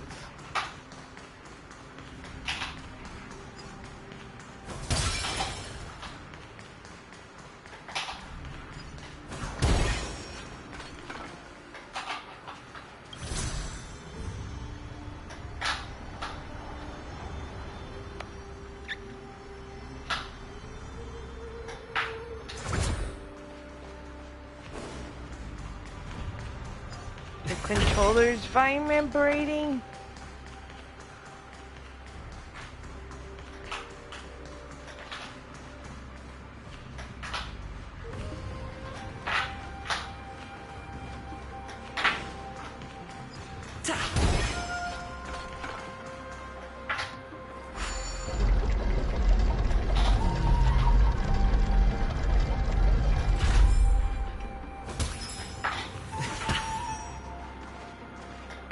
That back up.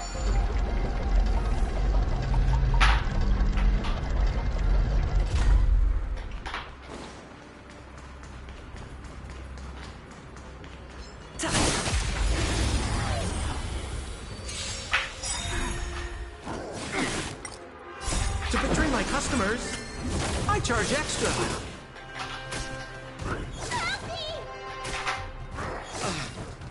Let's improvise. Nap time. Dreams do come true.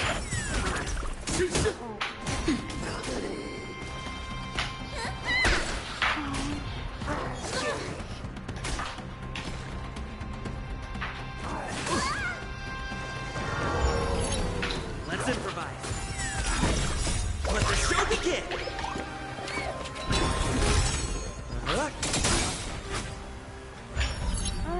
To betray my customers, I charge extra. Nap time. Hey, watch the fade! Just a little something. Think nothing of it. Dreams do come true.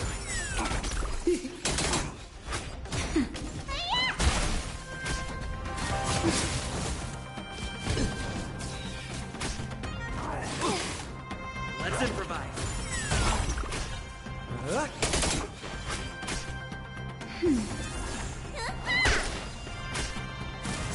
I'm okay. Dreams do come true. Let the show begin!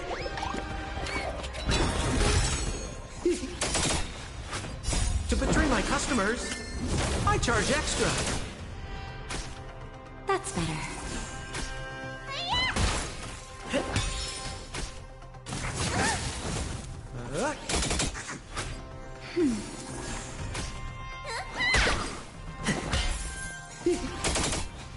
Nap time.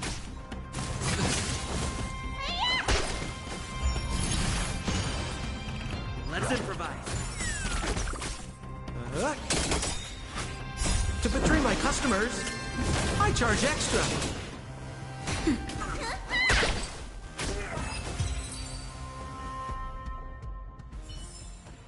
Reach the end of the story in your own way.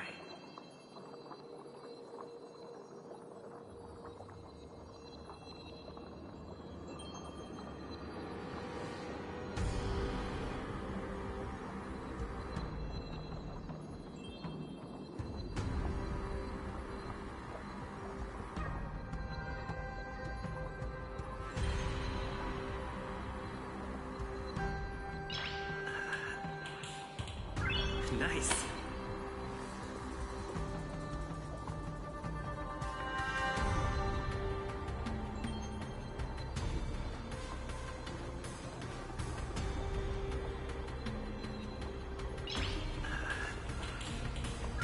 Nice.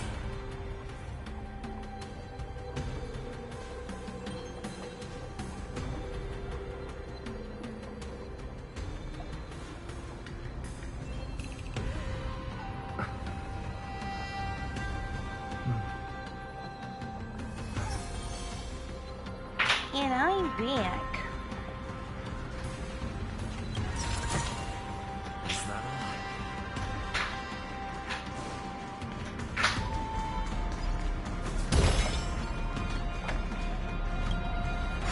that all? Ow.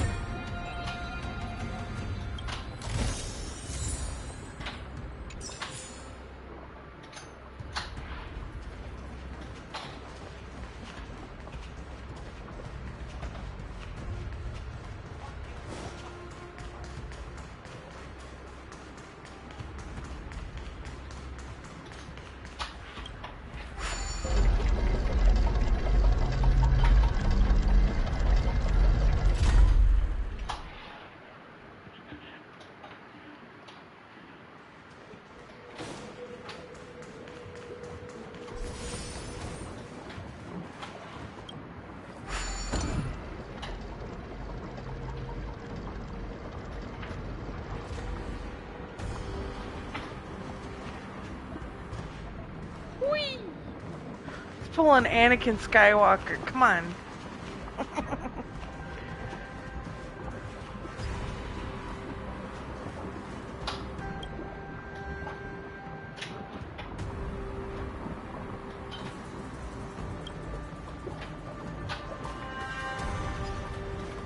Wait! Something feels off. The invisible intruders. Behind us.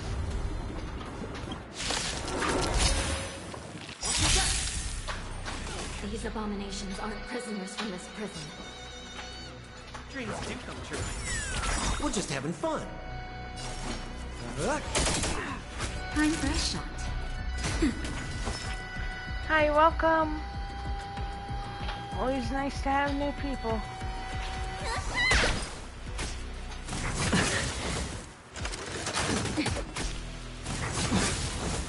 Or even old people. Or even round people. I don't care what kind of people.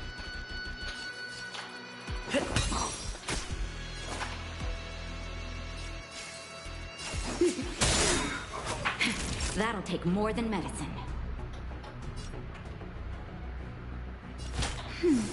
I owe you. Your wounds.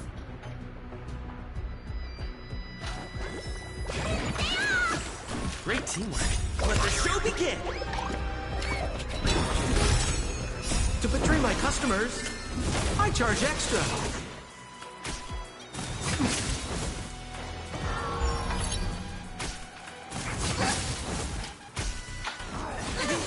Watch the face.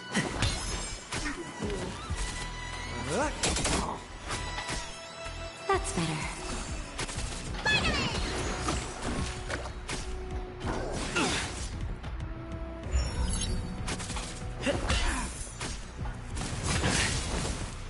Just a little something. Think nothing.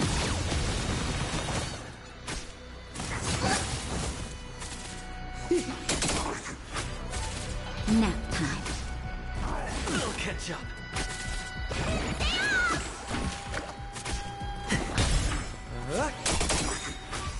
To betray my customers, I charge extra.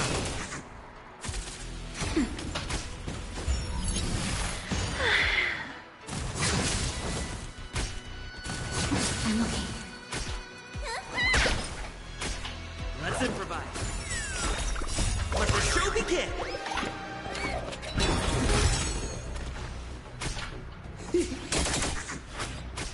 Nap time.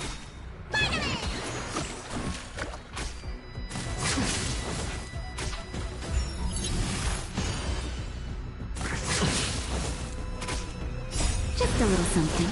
Think nothing.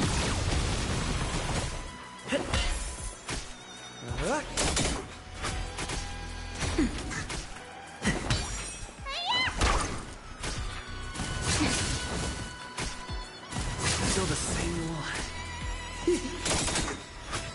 To betray my customers, I charge extra.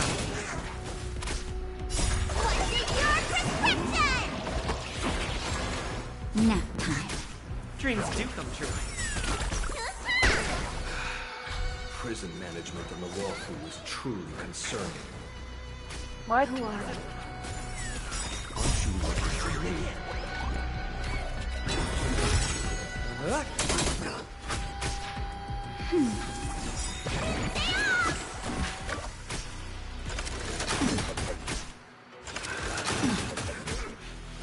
I'll catch up.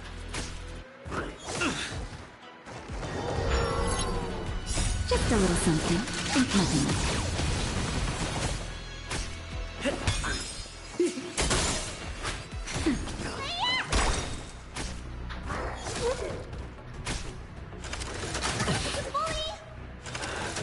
I'm okay.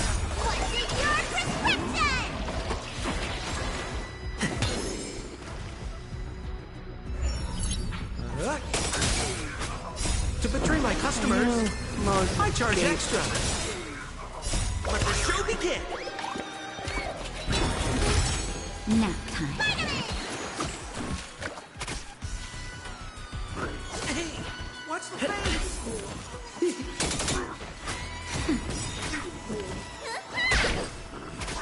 Just focus on the fight. If our Dreams do come true. To betray my customers, I charge extra. That's better.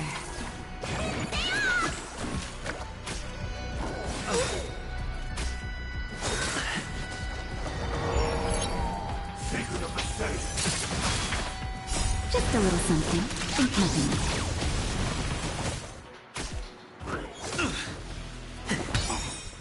Let the show begin! Nap time.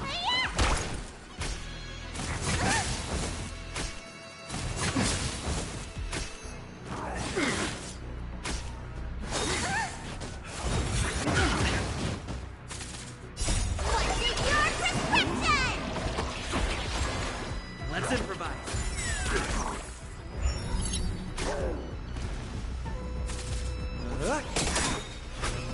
To betray my customers, I charge extra.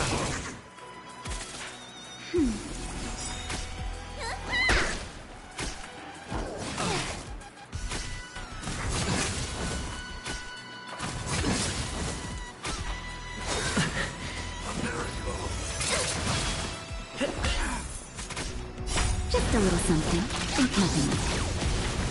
I think maybe after this storyline that they're just about to give me, I'm gonna call it and quit.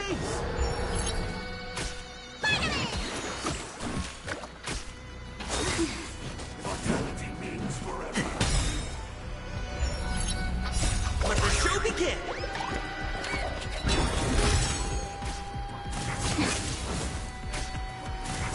Huh? To betray my customers, I charge extra. That's your better. shit. Just a little something. Think nothing of Your it. shit.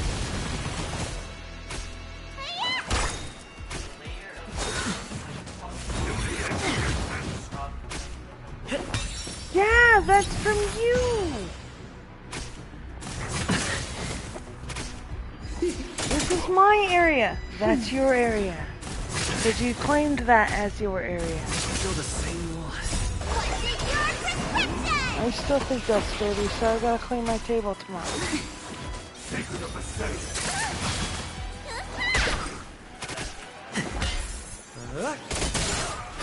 That's better. I'm not gonna say it again. Let the show begin!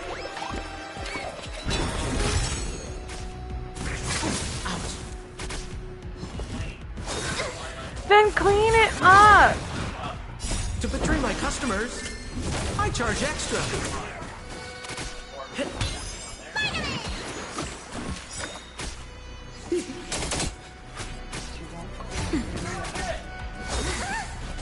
Just a little something. Think nothing of it.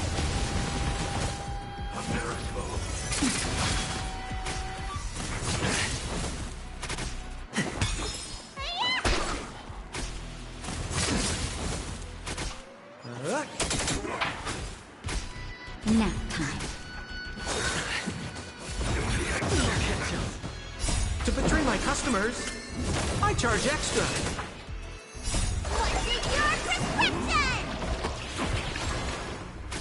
Dreams do come true.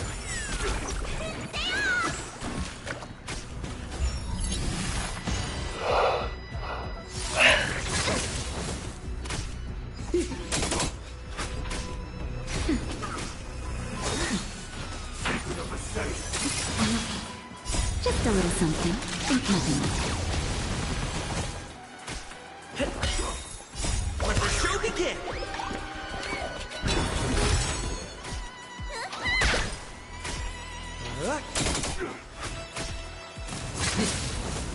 Nap time. Still the same one. Let's improvise. To betray my customers, I charge extra.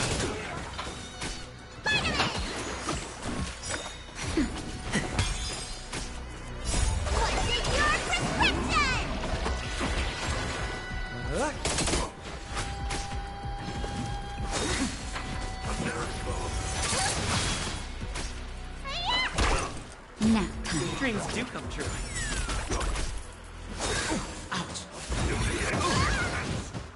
Just a little something. Think nothing of it. Let's improvise. Let the show begin!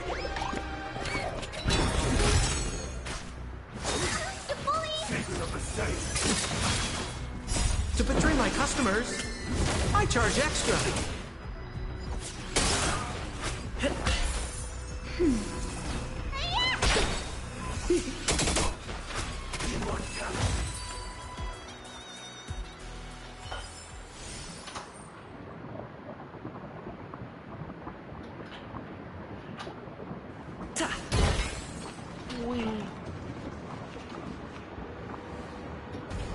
It's not gonna give me the story.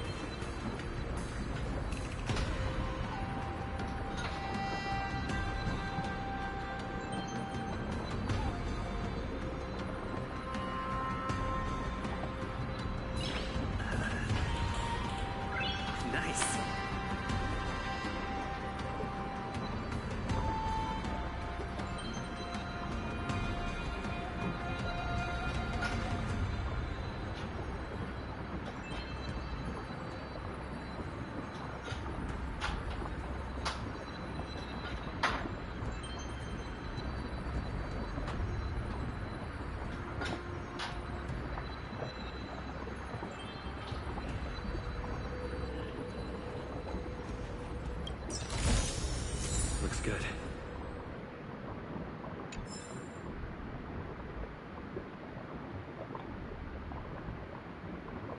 Please stay tuned. A little something for everyone. Careful. This is life or death.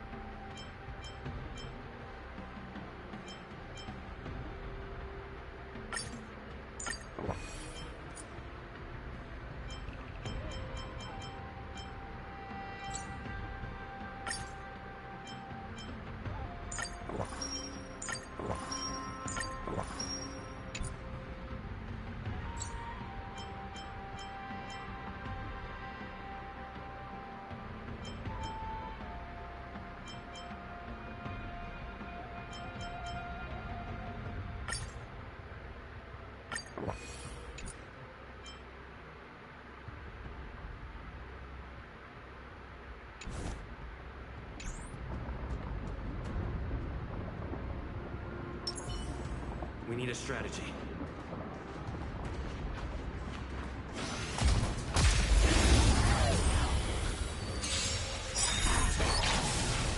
Time to test our rapport. Let's improvise. Let the show begin! To betray my customers, I charge extra.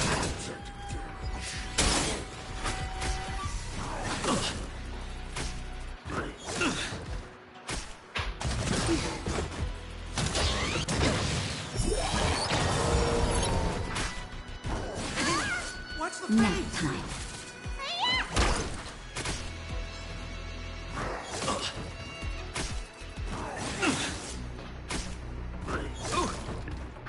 Just a little something. Think nothing.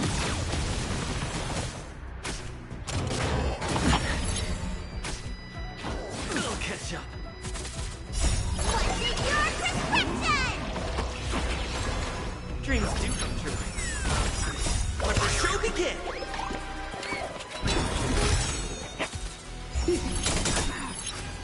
To betray my customers, I charge extra.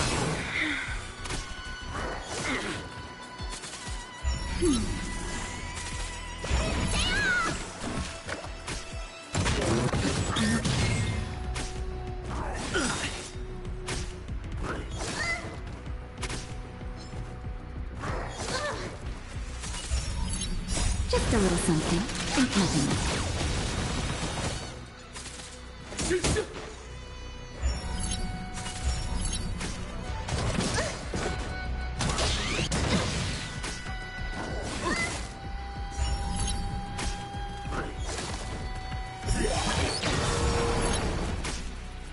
Damn.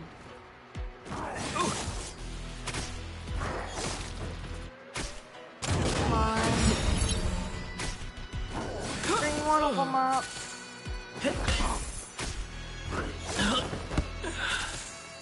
That's better. That's bullshit. Just a little something. Think nothing.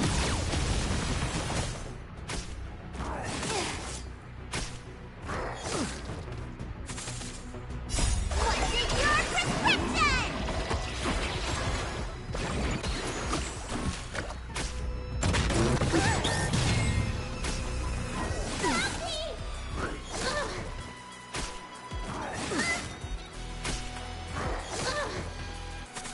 Nap time. Just a little something. Think nothing.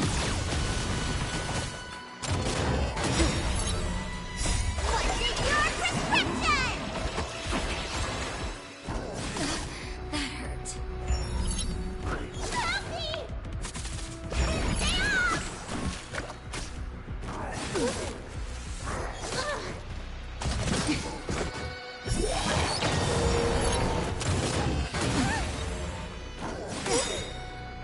Just a little something. Think nothing. What's in your prescription?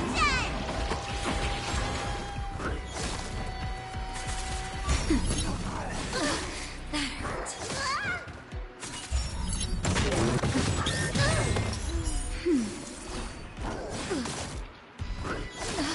That hurt. Just a little something. Think nothing. Really?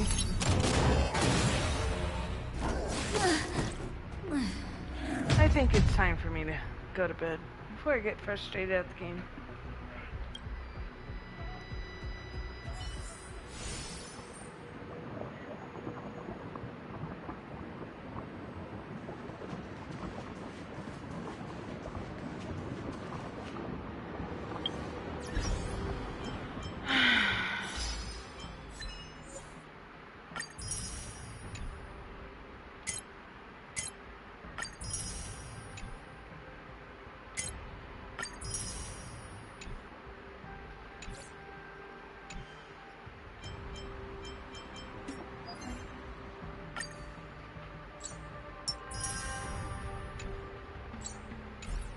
See if I can warp a character in.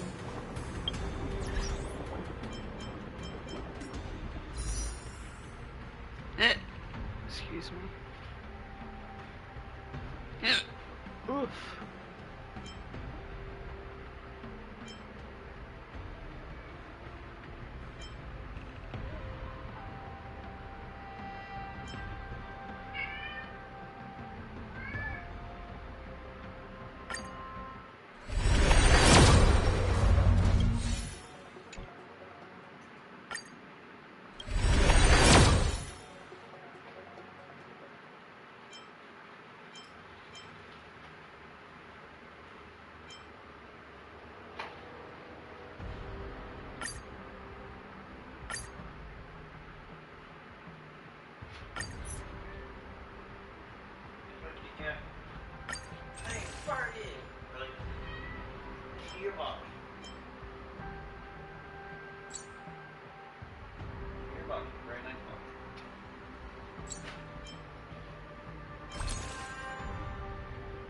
Meh.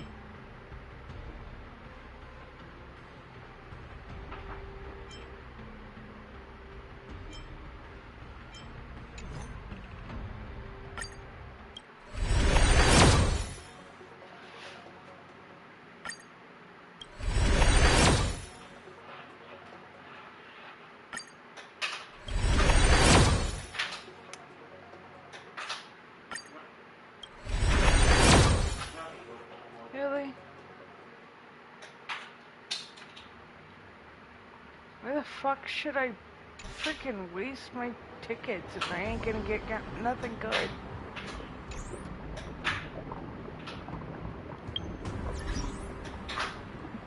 Good night, YouTubes.